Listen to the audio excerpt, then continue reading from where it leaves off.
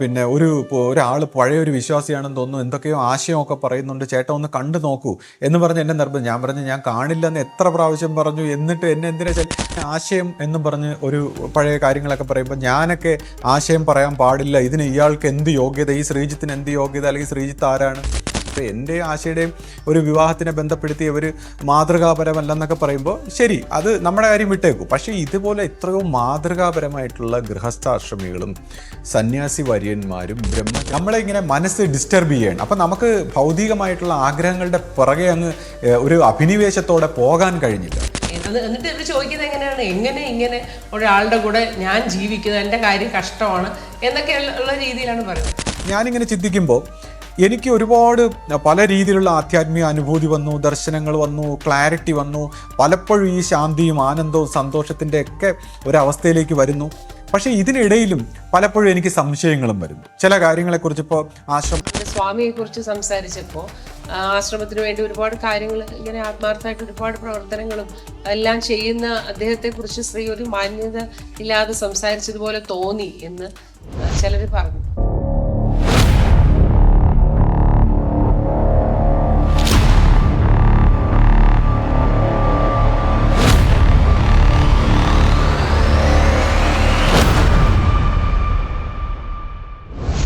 സദ്ഗുരുവേ ശരണം. എല്ലാവർക്കും ലൈഫ് ഡിവൈൻ്റെ പുതിയ എപ്പിസോഡിലേക്ക് സ്വാഗതം. ഇന്ന് നമുക്ക് വിശ്വാസത്തിന്റെ ഉറപ്പിനെ കുറിച്ച് സംസാരിക്കാം. അപ്പോൾ ഇപ്പോൾ നമ്മൾ വിശ്വാസികൾ എന്ന് പറയുമ്പം എല്ലാ രീതിയിലുള്ള വിശ്വാസം, അതാണ് ഞാൻ ഉദ്ദേശിക്കുന്നത്. ഏത് വിശ്വാസത്തിലായാലും ഇപ്പൊ നമ്മുടെ ജീവിതത്തിൽ ഒരു പ്രശ്നമോ പ്രതിസന്ധിയോ അല്ലെങ്കിൽ ഒരു രോഗമോ അങ്ങനെയുള്ള പല ഇഷ്യൂസ് വരുമ്പോൾ പൊതുവെ നമ്മൾ കാണുന്നത് ഈ വിശ്വാസത്തിൽ ഒരു ആട്ടം സംഭവിക്കും, നമുക്ക് അതിലൊരു കുറവ് വരും. അപ്പോൾ അതിപ്പോ നമ്മുടെ ഗുരുമാർഗത്തിലായാലും നമ്മൾ ഗുരുവിനെ വിശ്വസിച്ച് പ്രാർത്ഥിച്ചൊക്കെ വരുമ്പോൾ നമ്മുടെ ജീവിതത്തിൽ എന്തെങ്കിലും ഇഷ്യൂസോ പ്രശ്നങ്ങളോ ഒക്കെ ഉണ്ടായാൽ ഈ വിശ്വാസത്തിൽ എന്താ ഇങ്ങനെ സംഭവിച്ചത്, എന്താ എന്ന് പറഞ്ഞൊരു ആശങ്ക അല്ലെങ്കിൽ ഒരു സംശയം, നിരാശ, ഇതൊക്കെ പൊതുവെ എല്ലാ ജനങ്ങൾക്കും ഉണ്ടാവാറുള്ള ഒരു കാര്യമാണ് അല്ലെ. അപ്പോൾ നമുക്ക് എങ്ങനെ നമ്മുടെ ജീവിതത്തിൽ ഏത് പ്രതിസന്ധി വന്നാലും എന്ത് ഇഷ്യൂസ് വന്നാലും ഈ വിശ്വാസത്തിൽ മുറുകെ പിടിച്ചുകൊണ്ട് അതിനെയൊക്കെ നമുക്ക് എങ്ങനെ മറികടന്ന് നല്ലൊരു ജീവിതത്തിലേക്ക് നമുക്ക് എത്തിച്ചേരാം എന്നുള്ളതിനെ കുറിച്ചാണ് ഇന്ന് നമ്മളൊന്ന് സംസാരിക്കാമെന്ന് വിചാരിക്കുന്നത്. അപ്പോൾ വേറൊരു കാര്യം കൂടെ ഇതിൽ പറയാനുള്ളത്, ഇപ്പോൾ നമ്മൾ ഗുരുവിൻ്റെ കാര്യങ്ങളിൽ അല്ലെങ്കിൽ ആശ്രമത്തിൽ സംബന്ധിച്ചാണെങ്കിൽ നമുക്ക് ഈ വിശ്വാസത്തിൽ ഒരു പുതുമ നിലനിർത്തണമല്ലോ. കാരണം എപ്പോഴും നമ്മൾ കേട്ടത് തന്നെ കേട്ടുകൊണ്ടിരുന്നു, പിന്നെ നമുക്കതൊരു മൊണോട്ടണസ് ആയിട്ട് മാറാതെ വിശ്വാസത്തിൽ എങ്ങനെ നമുക്കൊരു പുതുമ നിലനിർത്താം എന്നുള്ളൊരു കാര്യവും, പിന്നെ നമുക്ക് എല്ലാം കുറെ കാര്യങ്ങളൊക്കെ നമ്മൾ അറിഞ്ഞു കഴിയുമ്പോൾ ഇവിടെ പൊതുവെ എല്ലാവർക്കും ഉണ്ടാകുന്ന ഒരു ഫീലിംഗ് എന്താണ്, നമുക്കെല്ലാം അറിയാം. അപ്പൊ അത് ഏത് മതത്തിലായാലും കുറച്ച് കാര്യങ്ങളൊക്കെ വായിച്ച് പഠിച്ചു കഴിയുമ്പോൾ നമുക്ക് തോന്നും അങ്ങനെ നമുക്കിപ്പോൾ എല്ലാം ഒരുവിധം മനസ്സിലായിട്ടുണ്ട്. പക്ഷെ അങ്ങനെയല്ലാതെ നമുക്ക് ഇനിയും ഒരുപാട് അറിയാനുണ്ട് എന്നൊരു കാര്യം നമുക്ക് ഉണ്ടല്ലോ. സത്യത്തിൽ അങ്ങനെയാണല്ലോ, നമ്മൾ അറിഞ്ഞത് വളരെ കുറച്ച് മാത്രമേ ഉള്ളൂ. അപ്പോൾ എനിക്ക് ഇനിയും ഒരുപാട് അറിയാനുണ്ട് എന്നുള്ള ഒരു ആഗ്രഹം, അതായത് അറിയാനുള്ള ആഗ്രഹം നമുക്ക് എങ്ങനെ ഉണ്ടാക്കിയെടുക്കാം, നമ്മൾ ആ നിന്ന് പോകാതെ നമുക്ക് എങ്ങനെ വിശാലമായ ഒരു രീതിയിലേക്ക് നമുക്ക് വളരാമെന്നുള്ള ഒരു കാര്യത്തിനെ കുറിച്ച് ശ്രീ ഒന്ന് സംസാരിക്കണം. സദ്ഗുരുവേ ശരണം. വളരെ നല്ല ഒരു ചോദ്യമാണ് ഈ വിശ്വാസത്തിൽ നമുക്ക് വേണ്ട ഉറപ്പ്. കൂടാതെ ഈ നമ്മൾ അറിഞ്ഞതൊന്നുമല്ല, ഇനിയും നമ്മൾ ഒരുപാട് അറിയാനുണ്ട് എന്നുള്ള രീതിയിൽ തുറന്ന മനസ്സുമായിട്ട് ജീവിക്കാനുള്ള ഒരു മാനസികാവസ്ഥ. അപ്പോൾ ഇതിലേക്ക് എങ്ങനെ എത്താം എന്നുള്ള ഒരു ചോദ്യം വളരെ നല്ല ചോദ്യമാണ്. അപ്പോൾ ഈ വിശ്വാസത്തിൻ്റെ ഉറപ്പ്, ഫെയ്ത്ത് എന്നൊക്കെ പറയുമ്പോൾ നിന്റെ വിശ്വാസം നിന്നെ രക്ഷിക്കും എന്ന് പറയുന്ന ബൈബിൾ വചനങ്ങൾ പോലെ നമുക്ക് എല്ലാ പ്രതിസന്ധി ഘട്ടങ്ങളിലും അല്ലെങ്കിൽ എല്ലാ നമ്മുടെ തടസ്സങ്ങളിലും നമ്മുടെ മനസ്സിനെ അതിവർത്തിച്ച ഒരു അവബോധത്തിൽ നിന്ന് ഒരു ഊർജം നമ്മളെ എല്ലാ ആ പ്രതിസന്ധി ഘട്ടങ്ങളും തരണം ചെയ്തുകൊണ്ട് പോകുന്നത് എങ്ങനെ, അല്ലെങ്കിൽ ആ ഒരു ഉറപ്പിലൂടെ നമുക്കുണ്ടാകുന്ന ജീവിതത്തിലുണ്ടാകുന്ന നേട്ടം. അപ്പോൾ ഈ വിഷയത്തെക്കുറിച്ച് നമ്മൾ സംസാരിക്കുന്നതിന് മുന്നോടിയായിട്ട് ഞാനൊരു കാര്യം കൂടെ പറഞ്ഞോട്ടെ. ഈ നമ്മുടെ ഒരു ചാനലിൽ നമ്മൾ നേരത്തെ കുറേ പരാതികളൊക്കെ പറഞ്ഞു, നമ്മൾ അങ്ങോട്ടും ഇങ്ങോട്ടുമൊക്കെ സംസാരിക്കുകയുണ്ടായി. അപ്പോൾ അവസാനം ഞാൻ ഈ ചാനൽ ഞാൻ കാണുന്നത് നിർത്തിയെന്ന് ഞാൻ ഇങ്ങനെ പറയുകയുണ്ടായി. അപ്പം നമ്മുടെ ഓഡിയൻസിനോട്, കാരണം ഞാൻ പറഞ്ഞു ഇതുപോലുള്ള ചാനലുകൾ കാണരുത്. അപ്പോൾ അവരെ, ആ ചാനലിലുള്ളവരെ അപമാനിക്കാൻ വേണ്ടിയല്ല, അതിൻ്റെ ഒരു വശം എന്താണെന്ന് വെച്ചാൽ ഇതുപോലുള്ള നെഗറ്റീവായിട്ടുള്ള കാര്യങ്ങൾ നമ്മൾ നിരന്തരം കേട്ടുകൊണ്ടിരുന്ന നമ്മുടെ അതായത് ഈ പരാതികളും പരിഭവങ്ങളും അതുപോലുള്ള അതെല്ലാം ഓരോ ഫ്രീക്വൻസിയാണ്. ഓരോ കാര്യങ്ങളും ഒരു ചിന്തകളും സങ്കല്പങ്ങളും എല്ലാം ഓരോ ഫ്രീക്വൻസിയാണ്. അപ്പം നമ്മുടെ മനസ്സ് ഏറ്റവും താഴ്ന്ന ഒരു ഫ്രീക്വൻസിയിലായിപ്പോവും. എപ്പോഴും പരാതികളും പരിഭവങ്ങളും നെഗറ്റീവായിട്ടുള്ള കാര്യങ്ങൾ പറഞ്ഞുകൊണ്ടിരുന്നാൽ താഴ്ന്ന ഒരു വൈബ്രേഷനിൽ നമ്മൾ കഷ്ടപ്പെടും. ഇപ്പം നമ്മുടെ ഈ ജീവിതം തന്നെ നരകമാക്കാനും സ്വർഗമാക്കാനും നമുക്ക് തന്നെ കഴിയുമെന്നാണ് പറയുന്നത്. നമ്മുടെ ചിന്താധാരയെ മാറ്റിക്കൊണ്ട് നമുക്ക് കഴിയും. അപ്പം നമ്മൾ ഈ താഴ്ന്ന തരം ഫ്രീക്വൻസിയിൽ എപ്പോഴും വർദ്ധിച്ചാൽ നമുക്കത് പ്രശ്നങ്ങളും പ്രോബ്ലങ്ങളും രോഗങ്ങളും കെടുതികളുമായിട്ട് നമുക്കിങ്ങനെ ജീവിതത്തിൽ മാനിഫെസ്റ്റ് ചെയ്തുകൊണ്ടിരിക്കും.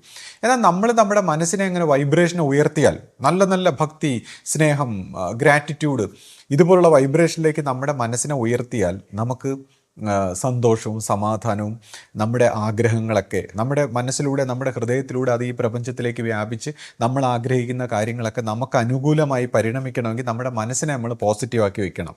അല്ലാതെ നമ്മൾ നെഗറ്റീവാക്കി വെച്ച് കഴിഞ്ഞാൽ പിന്നെ മറ്റുള്ളവരെ പറഞ്ഞിട്ട് കാര്യമില്ല, നമ്മൾ തന്നെയാണ് നമ്മുടെ ജീവിതത്തെ നശിപ്പിക്കുന്നത്. ഇപ്പോൾ ഒരു ഗുരുവിനോട് ചോദിച്ചു, ഈ ലോകം എന്തുകൊണ്ടാണ് ലോകത്ത് ഇത്രയും പ്രശ്നങ്ങൾ നമ്മൾ കാണുന്നതെന്ന് ചോദിച്ചപ്പോൾ അദ്ദേഹം പറഞ്ഞു, അത് കാണുന്നവൻ്റെ കണ്ണിനനുസരിച്ചിരിക്കും, കാണുന്നവൻ്റെ ആ കാഴ്ചപ്പാടിനനുസരിച്ചിരിക്കും ഈ ലോകത്തിലെ പ്രശ്നങ്ങൾ.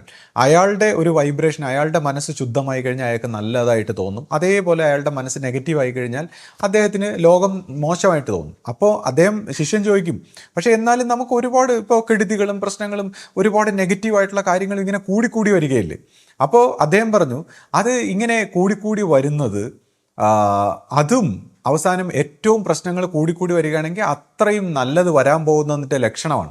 കാര്യം പ്രകൃതിയുടെ ഒരു ഫ്ലോ എന്ന് പറയുമ്പോൾ രാത്രിയും പകലും കയറ്റവും ഇറക്കമായിട്ടൊക്കെയാണ്. അപ്പോൾ ഈ നെഗറ്റീവായിട്ട് കൂടുതൽ സംഭവിക്കുന്നെങ്കിൽ അതിൻ്റെ അർത്ഥം പോസിറ്റിവിറ്റി വരാൻ പോകുന്നു, നല്ല കാര്യങ്ങൾ വരാൻ പോകുന്നു, ഇത് നെഗറ്റീവ് മൊത്തം ഇല്ലാതാകാൻ പോകുന്നെന്നുള്ളതാണ്. അപ്പോൾ അവിടെയും ഇത്രയും നെഗറ്റീവായിട്ടുള്ള കാര്യങ്ങളെയും ഒരു നല്ല മനസ്സുള്ളവൻ അതിൻ്റെ ആ പോസിറ്റീവായിട്ടുള്ളൊരു എക്സ്പെക്റ്റേഷൻ കൊണ്ടാണ് അതിനെ അതിവർത്തിക്കുന്നത്. അപ്പോൾ എങ്ങനെ നോക്കിയാലും അവനവനെ നമ്മളെ സ്വയം പരിവർത്തനപ്പെടുത്തുക എന്നുള്ളതാണ്. ഇപ്പോൾ ആശ്രമ സ്വഭാവത്തിലും പിന്നെ ആത്മീയ രംഗത്തും ഗുരുക്കന്മാരും എല്ലാം കൂടുതൽ ഇമ്പോർട്ടൻസ് കൊടുക്കുന്നത് നമ്മുടെ ആത്മീയമായി നമ്മുടെ കാഴ്ചപ്പാട്, നമ്മുടെ ഫ്രീക്വൻസി ഉയർത്തിക്കൊണ്ട് നമ്മളെ പരിവർത്തനപ്പെടുത്തുക. അപ്പോൾ ആ സാഹചര്യത്തിലാണ് ഞാൻ പറഞ്ഞ ഇതുപോലുള്ള വീഡിയോകൾ കണ്ടാൽ അവർ നമ്മുടെ വൈബ്രേഷനെ, നമ്മുടെ മാനസികാവസ്ഥയെ താഴ്ത്തി വളരെ നെഗറ്റീവായിട്ടുള്ള നമ്മുടെ വിശ്വാസത്തെ പോലും തകർത്ത് കളയും. നമ്മുടെ വിശ്വാസം എന്ന് പറയുന്നത് നമ്മുടെ ആ ഒരു ഫെയ്ത്ത് എന്ന് പറയുന്നതാണ് നമ്മുടെ നമുക്ക് കാണാൻ പറ്റാത്ത, നമുക്ക് അനുഭവിക്കാൻ പറ്റാത്ത ആ അനിർവചനീയമായ സത്യത്തിലേക്കുള്ളൊരു വാതിൽ, അതിലെ നമ്മളെ പിടിച്ചു നിർത്തുന്നത്, ആ എനർജി സോഴ്സിലേക്ക് നമ്മളെ ചേർത്ത് നിർത്തുന്നത് നമ്മുടെ വിശ്വാസം. ആ വിശ്വാസത്തെ തന്നെ തകിടം മറിച്ച് കളയും. അതൊരു വളരെ അവർ പോലും അറിയാതെ ഒരു ഡെവിളിസ്റ്റിക് വർക്കാണ്. ഇപ്പം നമ്മളൊന്ന് ആലോചിച്ച് നോക്കിയേ, നമ്മുടെ ഗുരു സ്ഥാപിച്ച ആശ്രമം, നമ്മുടെ ഗുരുവിൻ്റെ അനുഭവശാലിയായ ശിഷ്യ. അപ്പോൾ ഇവിടെ എപ്പോഴും അനുഭവശാലിയായ ഒരു ഗുരു ഉണ്ടായിരിക്കുമെന്ന ഗുരുവിൻ്റെ വാക്ക് വിശ്വസിച്ച് നമ്മൾ നല്ല സ്നേഹവും ശാന്തിയും സമാധാനത്തോടെയും വിശ്വാസത്തോടെയും ഗുരുഭക്തിയോടെയൊക്കെ ജീവിക്കുമ്പോൾ നമ്മളെ സംബന്ധിച്ച് നമ്മുടെ ലോകം ശുദ്ധമായി കഴിഞ്ഞു. പിന്നെ ആ ഒരു ശാന്തിയിലും സമാധാനത്തിലും സന്തോഷത്തിലും നമ്മൾ പ്രവർത്തിക്കുമ്പോൾ ഒന്നിനെയും സംശയിക്കാതെ നമ്മുടെ മാക്സിമം കൊടുക്കുക. അങ്ങനെ ഓരോരുത്തരും ഈ ഒരു ഉറപ്പെടുത്തുകൊണ്ട് അവരവരുടെ മാക്സിമം കൊടുത്ത് അവരവരുടെ മനസ്സിനെ ശുദ്ധമാക്കി നിലനിർത്തുമ്പോൾ ഒരു പ്രശ്നമില്ല. ആക്ച്വലി നമ്മൾ ഈ പ്രശ്നങ്ങളെ മാത്രം കണ്ടിട്ട് നമ്മുടെ മനസ്സ് പ്രശ്നമാക്കി മാറ്റിയിട്ട് എല്ലാവരും ഈ പ്രശ്നങ്ങളെ ഇങ്ങനെ പ്രൊജക്റ്റ് ചെയ്യുന്നതുകൊണ്ടാണ് ഇങ്ങനെ ഉണ്ടാകുന്നത്. അപ്പം നമ്മുടെ മനസ്സിനെ നമ്മൾ ഈ നല്ല പ്രാർത്ഥനാഭരിതമായി ശാന്തമായി നമ്മുടെ മനസ്സിനെ ആക്കിയെടുക്കുക, ഈ ദോഷൈക ദൃഷ്ടി മാറ്റുക എന്നുള്ളതാണ് നമ്മുടെ കർത്തവ്യം.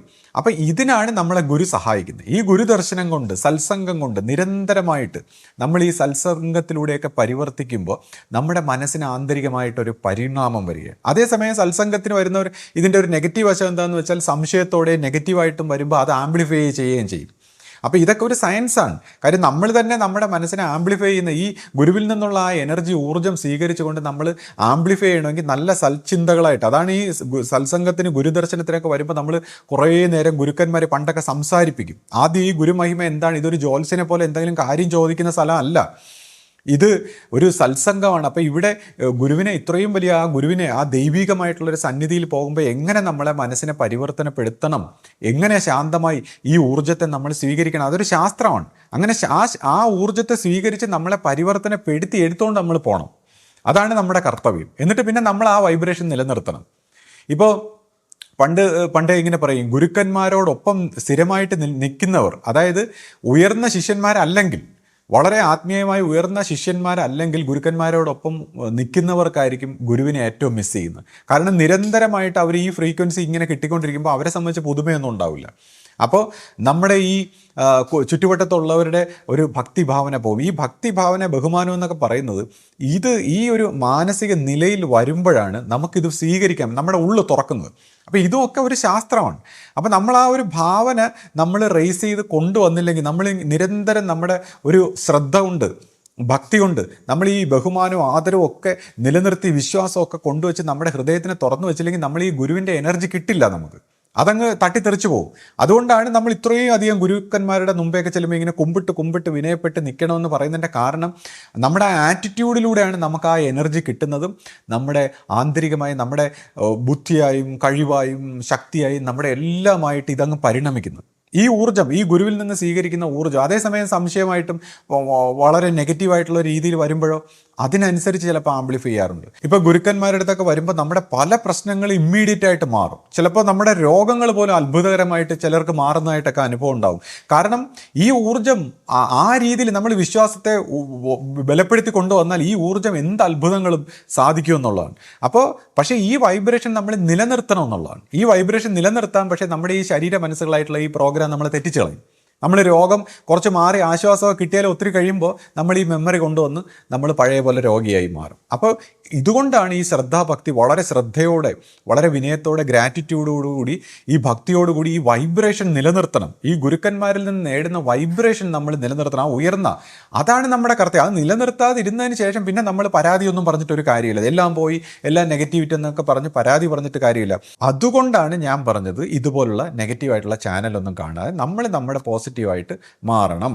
അപ്പോൾ അതുകൊണ്ട് ഞാനിപ്പോൾ ഈ ചാനൽ കാണാറില്ല എന്ന് പറഞ്ഞു. അപ്പോൾ എൻ്റെ ഒരു സുഹൃത്ത് കഴിഞ്ഞ ദിവസം വീണ്ടും ഒരു വീഡിയോ അയച്ചു തന്നു, ചേട്ടാ ഇതൊന്ന് കണ്ടു നോക്കൂ, ഇതിനകത്ത് പിന്നെ ഒരാൾ പഴയൊരു വിശ്വാസിയാണെന്ന് തോന്നുന്നു, എന്തൊക്കെയോ ആശയമൊക്കെ പറയുന്നുണ്ട്, ചേട്ടാ ഒന്ന് കണ്ടു നോക്കൂ എന്ന് പറഞ്ഞ് എന്നെ നിർബന്ധം. ഞാൻ പറഞ്ഞു ഞാൻ കാണില്ലെന്ന് എത്ര പ്രാവശ്യം പറഞ്ഞു, എന്നിട്ട് എന്നെ എന്തിനാ പക്ഷേ പുള്ളി പറയുന്നത് എനിക്ക് അതിനൊരു സൊല്യൂഷൻ വേണം, അദ്ദേഹം എന്തൊക്കെ ആശയങ്ങളൊക്കെ പറയുന്നുണ്ടെന്നൊക്കെ പറഞ്ഞ് എൻ്റെ അടുത്ത് പറഞ്ഞു. അങ്ങനെ ഞാനൊന്ന് കണ്ടു നോക്കി. ഞാൻ പെട്ടെന്നൊക്കെ അടിച്ച് സ്പീഡിനൊക്കെ ഇട്ട് കുറച്ച് കാര്യങ്ങൾ കേട്ട് നോക്കി. അപ്പോൾ അദ്ദേഹം കുറേ നല്ല കാര്യങ്ങളൊക്കെ തന്നെ പറയുന്നുണ്ട്. നമ്മൾ പണ്ട് കേട്ടിട്ടുള്ള, ആശ്രമത്തിലൊക്കെ നമ്മൾ കേട്ട് വന്നിട്ടുള്ള വിശ്വാസ സ്വഭാവത്തിലുള്ള നല്ല കാര്യങ്ങളൊക്കെ പറയുന്നുണ്ട്. പക്ഷേ എത്ര നല്ല കാര്യങ്ങളൊക്കെ പറഞ്ഞാലും അതിൻ്റെ ഉദ്ദേശമാണല്ലോ അതിൻ്റെ ഫലം, അതിൻ്റെ ആ ഒരു പ്രവൃത്തിയുടെ ഫലം നിശ്ചയിക്കുന്നത്. അപ്പോൾ നമ്മളിപ്പോൾ പറയുന്ന ഈ പോസിറ്റീവായിട്ടുള്ള ഒരു ഗുരു മാർഗത്തിൽ അല്ലെങ്കിൽ ഗുരു ശിഷ്യ പാരസ്പര്യത്തിൽ നമ്മൾ പോസിറ്റീവായിട്ട് ജീവിക്കണം, നമ്മുടെ ഒബ്സർവേഷൻ നടത്തണമെന്നൊക്കെ പറഞ്ഞുകൊണ്ട് ഞാനൊക്കെ പറയുന്ന ഈ കാര്യത്തിനെ എല്ലാം തെറ്റിക്കാനും പിന്നെ മറ്റു മനുഷ്യരുടെ വിശ്വാസങ്ങളെയൊക്കെ തകിടം മറിച്ച് അവർക്ക് മനസ്സിലായ രീതിയിലുള്ള ഒരു രീതിയിലേക്ക് എല്ലാവരും വരണമെന്നൊക്കെ പറയുമ്പോൾ അതിൻ്റെ ആ ഉദ്ദേശം തെറ്റിപ്പോവുകയാണ്. അപ്പോൾ ഉദ്ദേശം തെറ്റിപ്പോകുമ്പോൾ പിന്നെ നമ്മൾ എത്ര നല്ല കാര്യങ്ങൾ പറഞ്ഞിട്ടും കാര്യമില്ല. അദ്ദേഹം ഇങ്ങനെ ആശയം എന്നും പറഞ്ഞ് ഒരു പഴയ കാര്യങ്ങളൊക്കെ പറയുമ്പോൾ ഞാനൊക്കെ ആശയം പറയാൻ പാടില്ല, ഇതിന് ഇയാൾക്ക് എന്ത് യോഗ്യത, ഈ ശ്രീജിത്തിന് എന്ത് യോഗ്യത, അല്ലെങ്കിൽ ശ്രീജിത്ത് ആരാണ് എന്നൊക്കെ പറഞ്ഞ് പരിഹസിക്കുന്നുണ്ട്. ഇവിടെയാണ് ഞാൻ പല പ്രാവശ്യം പറഞ്ഞിട്ടുണ്ട്, ഞാൻ ആരുമല്ല, ഞാനിതിൻ്റെ വക്താവല്ല, ഞാനൊന്നും പറയുന്നില്ല, ഞാൻ എൻ്റെ ചില കാര്യങ്ങളാണ് ഷെയർ ചെയ്യുന്നത്, എൻ്റെ യൂട്യൂബ് ചാനലിലൂടെ ഞാൻ എൻ്റെ കാര്യങ്ങളാണ് ഷെയർ ചെയ്യുന്നത്, എൻ്റെ ഓഡിയൻസിനോടാണ് സംസാരിക്കുന്നതെന്ന് പല പ്രാവശ്യം പറയുമ്പോഴും ഇവരാണ് എന്നോട് പറഞ്ഞത് നിങ്ങൾ വക്താവാണ്, നിങ്ങളാണ് ഇതെല്ലാം സംസാരിക്കുന്നത് അങ്ങനെ എന്നൊക്കെ പറഞ്ഞ് അപ്പോൾ പിന്നെ എന്നെ അവർ വക്താവാക്കി. അതിനുശേഷം ഇപ്പോൾ പറയുന്നു വക്താവല്ലെന്ന്. അപ്പോൾ നിങ്ങൾ തന്നെ ആദ്യം ഒന്ന് തീരുമാനിക്കും ഞാൻ ആരാണ്, അത് നിങ്ങൾ തീരുമാനിക്കും. ഇപ്പോൾ എന്നെ സംബന്ധിച്ച് ഞാൻ ആദ്യമേ പറഞ്ഞ വക്താവല്ല, ഞാൻ എൻ്റേതായിട്ടുള്ള അനുഭവങ്ങൾ ഷെയർ ചെയ്യുന്ന ഒരു വ്യക്തിയാണെന്ന് ഞാൻ പറയുകയുണ്ടായി, പല പ്രാവശ്യം പറഞ്ഞതാണ്. പിന്നെ ഞാൻ ആശയം സംസാരിക്കുന്ന ഒരു വ്യക്തിയല്ല. ഇപ്പോൾ ആശയം പറയാനാണെങ്കിൽ ആശ്രമത്തിൽ നല്ല നല്ല സന്യാസിമാർ, നമ്മുടെ സീനിയറായിട്ടുള്ള സന്യാസിമാരായിട്ടുള്ള ഇപ്പോൾ ചൈതന്യസ്വാമി, ഗുരുരത്നസ്വാമി, പിന്നെ സ്നേഹാത്മസ്വാമി, അങ്ങനെയുള്ളവർ കൂടാതെ ഇപ്പോൾ പുതിയ തലമുറയിൽ വരുമ്പോൾ നമ്മൾ നോക്കുമ്പോൾ ഇപ്പോൾ ഗുരുസവിസ്വാമി, ഇപ്പോൾ ഇങ്ങനെയുള്ള ചെറുപ്പക്കാരായിട്ടുള്ള സന്യാസിമാർ, ഇപ്പോൾ ഈ ഇടയ്ക്ക് വന്ദിതാജന്യൊക്കെ ചെറുപ്പക്കാരായിട്ടുള്ള സന്യാസിമാർ ആശയം നല്ല രീതിയിൽ പ്രസൻറ്റ് ചെയ്ത് നമ്മുടെ പുതിയ തലമുറയിലെ ചെറുപ്പക്കാരെ എല്ലാവരെയും ഊർജ്ജസ്വലരാക്കി, പഴയ തലമുറ എല്ലാവരെയും ഊർജ്ജസ്വലരാക്കി കൊണ്ടുപോകാൻ പറ്റിയ രീതിയിൽ നല്ല പ്രഭാഷണങ്ങളൊക്കെ നടത്തുന്ന ആശയ സ്വഭാവത്തിൽ സംസാരിക്കുന്ന ഒരുപാട് വ്യക്തികളുണ്ട് നമ്മുടെ പരമ്പരയിൽ. ഇനി ഇവർ പറയുന്ന മാതൃകാ സ്വഭാവത്തിൽ ജീവിക്കുന്ന ഗൃഹസ്ഥാശ്രമികൾ, എല്ലാ മാതൃകകളും യോജിച്ച സമൂഹത്തിലും നാട്ടിലും വീട്ടിലും ഒക്കെ വിലയുള്ള മാന്യതയുള്ള ഗൃഹസ്ഥാശ്രമികൾ നമ്മുടെ പരമ്പരയിലുണ്ട്. ഇപ്പം ഞാൻ നോക്കുമ്പോൾ ഇപ്പോൾ സോമനാഥൻ സാറ്, ശ്യാമണ്ണൻ, അല്ലെങ്കിൽ ഹേമലത് ഡോക്ടർ, ഇപ്പോൾ ഈ ഇടയ്ക്ക് നമ്മൾ നോക്കുമ്പോൾ സ്മിത ഡോക്ടർ നല്ല ഒരു പ്രഭാഷണം, ഒരുപാട് അനുഭവങ്ങൾ, ആത്മീയ വിഷയങ്ങളൊക്കെ സംസാരിക്കുന്നുണ്ടായിരുന്നു. പിന്നെ ഇപ്പം നമ്മുടെ ബാബു അണ്ണൻ, പ്രമോദ് സാറ്, കൂടാതെ ഇപ്പോൾ ഗൃഹസ്ഥാശ്രമികളായ ബിന്ദു, സുനിൽ, കോസല ചേച്ചി, ഇങ്ങനെയുള്ളവരൊക്കെ വളരെ മനോഹരമായിട്ട് ഈ അനുഭവവശത്തിലും ആശയ സ്വഭാവത്തിലൊക്കെ സംസാരിക്കുന്നതായിട്ട് ഞാനിങ്ങനെ പറഞ്ഞു കേട്ടു. പിന്നെ ഇപ്പോൾ എൻ്റെ വീടിൻ്റെ തന്നെ ഇപ്പോൾ ഞാൻ അയൽവാസികളായിട്ടൊക്കെ ശ്രദ്ധിക്കുമ്പോൾ അവിടെ KRS നായർ സാർ, സുഗതം മാമൻ, പിന്നെ ശിവരാമൻ ചേട്ടൻ, തുളസി അണ്ണൻ, നമ്മുടെ മുരളി സാറ്, പിന്നെ ദീപ ടീച്ചർ, ഇങ്ങനെയൊക്കെ ഉള്ള ഒരുപാട് ഗൃഹസ്ഥാശ്രമികൾ, ഇവരൊക്കെ നമ്മുടെ ആശ്രമ സ്വഭാവത്തിൽ പ്രവർത്തിക്കുന്ന ഗൃഹസ്ഥാശ്രമികൾ. ഇവരെല്ലാം പ്രവർത്തിക്കുകയും നമ്മളെ കാര്യത്തിലൊക്കെ പ്രചരണങ്ങളും എല്ലാ കാര്യങ്ങളും നല്ല രീതിയിൽ ചെയ്യുന്ന, ആശയമൊക്കെ പറയുന്ന, ആശ്രമ സ്വഭാവത്തിലെ എല്ലാ കാര്യത്തിനോട് യോജിച്ച് പോകുന്ന ഗൃഹസ്ഥാശ്രമികളാണ്. അപ്പോൾ ഇവരെല്ലാം മാതൃകാ സ്വഭാവത്തിൽ, ഇപ്പം ഞാൻ എൻ്റെ പെട്ടെന്ന് മനസ്സിൽ വന്ന കുറച്ച് പേരുകളാണ്. ഒരുപാട് പേര് എടുത്ത് പറയാൻ എനിക്ക് ഓർമ്മ വരുന്നില്ല, പെട്ടെന്ന് സമയമില്ലാത്തതുകൊണ്ട് അപ്പോൾ ഇതുപോലെ ഉള്ള ഒരുപാട് പേര്, ഇവരെല്ലാം മാതൃകാപരമായിട്ട് ഈ പറയുന്ന ആൾക്കാർ ആവശ്യപ്പെടുന്ന പോലുള്ള മാതൃകാപരമായിട്ടുള്ള ഗൃഹസ്ഥാശ്രമികൾ. ഇപ്പോൾ എൻ്റെ ആശയുടെയും ഒരു വിവാഹത്തിനെ ബന്ധപ്പെടുത്തി അവർ മാതൃകാപരമല്ലെന്നൊക്കെ പറയുമ്പോൾ ശരി, അത് നമ്മുടെ കാര്യം വിട്ടേക്കും. പക്ഷേ ഇതുപോലെ എത്രയോ മാതൃകാപരമായിട്ടുള്ള ഗൃഹസ്ഥാശ്രമികളും സന്യാസി വര്യന്മാരും ബ്രഹ്മചാരികളും ഒക്കെ ആയിട്ടുള്ളവർ വളരെ നല്ല രീതിയിൽ മനോഹരമായിട്ട് ഈ ആശയത്തെ കൈകാര്യം ചെയ്യുന്നു. കൂടാതെ ഇപ്പോൾ ഈ അടുത്ത കാലത്ത് നോക്കുമ്പോൾ സത്സംഗം എന്ന പേരിൽ യൂട്യൂബിലൂടെയൊക്കെ നമ്മുടെ ആശ്രമത്തിലെ സത്സംഗത്തിൽ ചെറുപ്പക്കാർ പോലും വന്ന് ആശ്രമ സ്വഭാവത്തിൻ്റെ ആശയമൊക്കെ പറയുമ്പോൾ ഞാനൊക്കെ പലതും കാണുമ്പോൾ ഞാനിങ്ങനെ അതിശയിച്ച് കേട്ടുകൊണ്ടിരുന്നിട്ടുണ്ട്. എത്ര മനോഹരമായിട്ടാണ് അവരിതെല്ലാം കണ്ടക്ട് ചെയ്യുന്നത്. നമ്മുടെ ആശ്രമത്തിൽ ഇതുപോലുള്ള കാര്യങ്ങളൊക്കെ എത്ര മനോഹരമായിട്ടാണ് കണ്ടക്ട് ചെയ്യുന്നത്. പിന്നെ ഇപ്പോൾ ആശ്രമത്തെ സംബന്ധിച്ച് ഇതെല്ലാം കൈകാര്യം ചെയ്യാൻ വേണ്ടി യുണീക്കായിട്ടുള്ള യൂട്യൂബ് ചാനൽസ് ഉണ്ട്, ആശ്രമത്തിൻ്റേതായിട്ടുള്ള ചാനൽസ് ഉണ്ട്. അപ്പോൾ ഇതെല്ലാം ഉള്ളപ്പോൾ ഈ രീതിയിൽ നല്ല അതിന് യോഗ്യരായിട്ടുള്ള, ഇപ്പോൾ സമൂഹത്തിലൊക്കെ നിലയും വിലയുമുള്ള, ഇപ്പോൾ എന്താണ് Rajeev Anchal sir, S Kumar sir, Madhupal sir, ഇവരെയൊക്കെ പോലുള്ളവരൊക്കെയാണ് ഈ പറയുന്ന പോലെ ആശയത്തെ കൈകാര്യം ചെയ്യുന്ന വക്താക്കൾ. ഇപ്പം ഞാനും ആശയം എന്നൊക്കെ പറയുമ്പോൾ നമ്മുടെ അനുഭവം പങ്കുവയ്ക്കുകയാണ്. നമ്മുടെ ഒരു അനുഭവം, ഇപ്പം ഞാൻ സംസാരിക്കുന്നത് എല്ലാം എൻ്റെ അനുഭവത്തിൻ്റെ വെളിച്ചത്തിലുള്ള, എൻ്റെ സ്വാനുഭവത്തിലും എൻ്റെ അന്വേഷണത്തിൻ്റെ വെളിച്ചത്തിലുള്ള ചില കാര്യങ്ങളാണ് ഞാൻ ഷെയർ ചെയ്യുന്നത്. ഞാൻ ആശയ സ്വഭാവത്തിൽ ഇത് പ്രചരിപ്പിക്കുന്ന ഒരു രീതിയിൽ ഇപ്പം ഞാൻ ആശ്രമത്തിൻ്റെ പേര് പോലും പരാമർശിക്കാറില്ല. കാരണം ഇതിപ്പോൾ ചില നെഗറ്റീവായിട്ടുള്ള കാര്യങ്ങളൊക്കെ ഇവർ ഉന്നയിക്കുന്നതൊക്കെ ചർച്ച ചെയ്യുന്നതുകൊണ്ട് ഞാൻ ആ രീതിയിലൊന്നും പേരൊന്നും ഉപയോഗിക്കാറില്ല. പിന്നെ ഇപ്പോൾ താമര പർണശാല എന്നൊക്കെ പറയുമ്പോൾ നമ്മളിപ്പോൾ ചിലർ അവരുടെ ഇഷ്ട ദേവതയായി ഇപ്പോൾ ഗണപതി, ശിവൻ, അല്ലെങ്കിൽ മേരി മാത, ജീസസ് എന്നൊക്കെ പറയുന്ന ഓരോരുത്തർ അവരുടെ ഇഷ്ട ദൈവത്തിൻ്റെ പടം കൊടുക്കുന്നത് പോലെ ഇപ്പോൾ എൻ്റെ ഇഷ്ട ദൈവത്തിൻ്റെ സങ്കല്പമായിട്ട് എൻ്റെ ഗുരുവിൻ്റെ ആ താമര പർണശാല ഞാൻ കൊടുക്കുന്നു. കൂടാതെ അവനവൻ്റെ ഗുരുവിനെക്കുറിച്ച് സംസാരിക്കാൻ ആർക്കും സംസാരിക്കാമല്ലോ. എത്ര വട്ടനോ പൊട്ടനോ മണ്ടനോ ആരെന്തും വിലയിരുത്തിയാലും അയാളുടെ ഗുരുവിനെക്കുറിച്ചും അയാൾക്കുണ്ടായ പേഴ്സണലായിട്ടുള്ള അനുഭവങ്ങളെക്കുറിച്ചും ആർക്കും സംസാരിക്കാനുള്ള സ്വാതന്ത്ര്യം ഉണ്ടല്ലോ. ഇപ്പോൾ നമ്മുടെ ഭരണഘടന അനുവദിച്ചു തരുന്ന ഒരു സ്വാതന്ത്ര്യം വെച്ച്, അല്ലെങ്കിൽ ഒരു യൂട്യൂബറിന് അയാൾക്ക് എന്ത് സംസാരിക്കാൻ അയാളുടെ അഭിപ്രായ സ്വാതന്ത്ര്യം ഉണ്ടല്ലോ. അപ്പോൾ ആ ഒരു അഭിപ്രായ സ്വാതന്ത്ര്യത്തിൽ ഞാൻ സംസാരിക്കും. ഇപ്പം ഞാനിങ്ങനെ സംസാരിക്കാനുണ്ടായ കാരണം എന്ന് പറയുമ്പോൾ, ഞാൻ പണ്ട് മുതലേ ഇപ്പോൾ ഫേസ്ബുക്കിലായാലും യൂട്യൂബിലായാലും ചില വ്യക്തികൾ വന്ന് ചില സംശയങ്ങളും പരാതികളും ഒക്കെ ഉന്നയിക്കുമ്പോൾ ഇതിനുള്ള ഒരു കാരണം എനിക്ക് വ്യക്തമായിട്ട് അറിയുന്ന സാഹചര്യത്തിൽ, അല്ലെങ്കിൽ അതിൻ്റെ ഒരു സൊല്യൂഷൻ എനിക്ക് വ്യക്തമായിട്ട് എൻ്റെ ഒരു അനുഭവവശത്തിൽ, എൻ്റെ ഒരു അന്വേഷണത്തിൻ്റെ ഭാഗമായിട്ട് എനിക്ക് മനസ്സിലായിട്ടുള്ള സാഹചര്യത്തിൽ ഞാനത് എന്നോട് ഇതേ രീതിയിൽ സംശയങ്ങൾ പങ്കുവയ്ക്കുന്നവർക്ക് ഇത് നിരന്തരം പറഞ്ഞു കൊടുക്കുന്ന സാഹചര്യത്തിൽ ഞാൻ ഇതിനെക്കുറിച്ചൊരു വിശദീകരണം അത് അന്ന് എഴുതുമ്പോഴായാലും ഇന്ന് സംസാരിക്കുമ്പോഴായാലും കൊടുക്കാമെന്ന് വെച്ചിട്ടാണ് ഞാനിത് പറയുന്നത്. അപ്പോൾ അത് ഒരു ആശയ സ്വഭാവത്തിലുള്ള ഒരു കാര്യത്തേക്കാൾ ഉപരി ഞാൻ എൻ്റെ പേഴ്സണലായിട്ടുള്ള അനുഭവ തലത്തിൽ മനസ്സിലാക്കിയിട്ടുള്ള കാര്യങ്ങളാണ്. കാരണം ഞാൻ പ്രത്യേകിച്ച് പുതിയതായിട്ടൊന്നും പറയുന്നില്ല. ഞാൻ വളരെ ക്രിസ്റ്റൽ ക്ലിയർ ആയിട്ട് നമ്മൾ ഒബ്സർവ് ചെയ്യണം. നമ്മുടെ മനസ്സ് നമ്മളെ പറ്റിക്കുന്ന രീതിയിൽ എന്തെങ്കിലുമൊക്കെ ഹാലൂസിനേറ്റീവായിട്ട് നമ്മളെ വഴിതെറ്റിക്കുന്നുണ്ടോ, നമുക്കെല്ലാം മനസ്സിലായെന്നുള്ള തോന്നലിൽ നമ്മളെ പറ്റിക്കുന്നുണ്ടോ, നമ്മൾ ക്ലിയർ ഒബ്സർവേഷനിലാണോ സംസാരിക്കുന്നതെന്ന് മാത്രമേ ഞാൻ പറയുന്നുള്ളൂ. അപ്പോൾ ആ ഒബ്സർവേഷൻ ക്ലിയർ ആക്കാനുള്ള വഴികളാണ് ഞാൻ നിർദ്ദേശിക്കുന്നത്. ഇപ്പോൾ ഈ പറഞ്ഞ വ്യക്തി, ഇപ്പോൾ ആ ചാനലിൽ ഒരു താടിക്കാരൻ ചേട്ടൻ വന്ന് ഈ ആശയങ്ങളൊക്കെ വിശദീകരിക്കുമ്പോൾ ഞാൻ അദ്ദേഹത്തിൻ്റെ മുഖത്തേക്ക് ഇങ്ങനെ നോക്കി. അപ്പോൾ മുഖത്തേക്ക് നോക്കിയപ്പോൾ അദ്ദേഹത്തിൻ്റെ മുഖത്ത് വിഷാദം തളം കെട്ടി നിൽക്കുന്നു.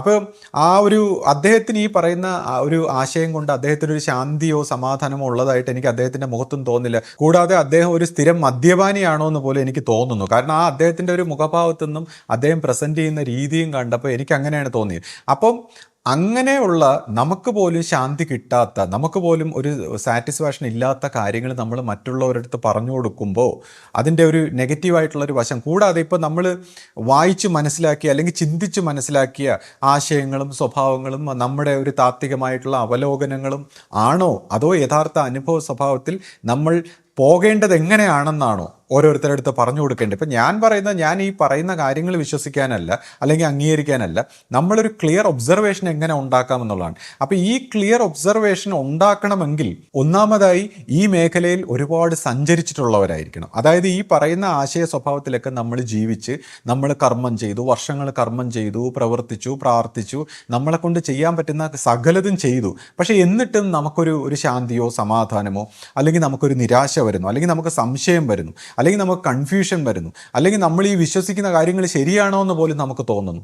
അങ്ങനെ ഒരു പ്രത്യേക മാനസികാവസ്ഥയിൽ എത്തുന്നവർക്ക് ഞാൻ ഈ പറയുന്ന കാര്യങ്ങൾ മനസ്സിലാവും. അല്ലാതെ ഇപ്പോൾ ഒരു പ്രത്യേക രീതിയിൽ ആശയ സ്വഭാവത്തിലൊക്കെ ഈ പിച്ച വെച്ച് തുടങ്ങുന്നവരെ സംബന്ധിച്ച് ചിലപ്പോൾ ഇതെല്ലാം വളരെ ഇൻട്രസ്റ്റിംഗ് ആയിട്ട് തോന്നും. അപ്പോൾ അങ്ങനെ ഇൻട്രസ്റ്റിംഗ് ആയിട്ട് തോന്നുന്നവരെ സംബന്ധിച്ച് അത് തുടർന്നോളാം. പക്ഷേ എല്ലാം അടുത്ത് അല്ലെങ്കിൽ എല്ലാം നെഗറ്റീവായിട്ട് വളരെ ഫ്രസ്ട്രേറ്റഡ് ആയിട്ടുള്ള ഒരു അവസ്ഥയിൽ, സംശയാസ്പദമായ അവസ്ഥയിൽ എത്തുകയാണെങ്കിൽ ഈ മനസ്സിൻ്റെ ഈ തലങ്ങളെ പൊട്ടിച്ചുകൊണ്ട് ആത്മബോധത്തിലേക്ക് എങ്ങനെ വികസിക്കാം, അവിടെ ഗുരുമാർഗം എങ്ങനെ ഹെൽപ്പ് ചെയ്യും, ഇതൊക്കെയുള്ള കാര്യങ്ങൾ നമുക്ക് മനസ്സിലാവും. അപ്പോൾ ഈ പഴയ വ്യക്തികളെ സംബന്ധിച്ച് എല്ലാം മടുത്ത് അല്ലെങ്കിൽ ഇതിലൂടെയൊക്കെ പോയി നിരന്തരമായിട്ട് ഈ രീതിയിൽ ചിട്ടവട്ടങ്ങളൊക്കെ സൂക്ഷിച്ച് ജീവിച്ച് റിലേഷൻഷിപ്പ് സ്റ്റാറ്റസ് ഒക്കെ കുളമായി, അതായത് ഈ പറയുന്ന പോലെ പല ചിട്ടകളുമൊക്കെ സൂക്ഷിച്ച് മറ്റുള്ളവരെയൊക്കെ കുറ്റം പറയുമ്പോൾ നമ്മുടെ റിലേഷൻഷിപ്പ് സ്റ്റാറ്റസ് ഒക്കെ കുളമായി ഒരു വളരെ നെഗറ്റീവായിട്ടുള്ള അവസ്ഥയിൽ എത്തിയവർക്ക് മാത്രമേ ഞാൻ പറയുന്നത് മനസ്സിലാവൂ.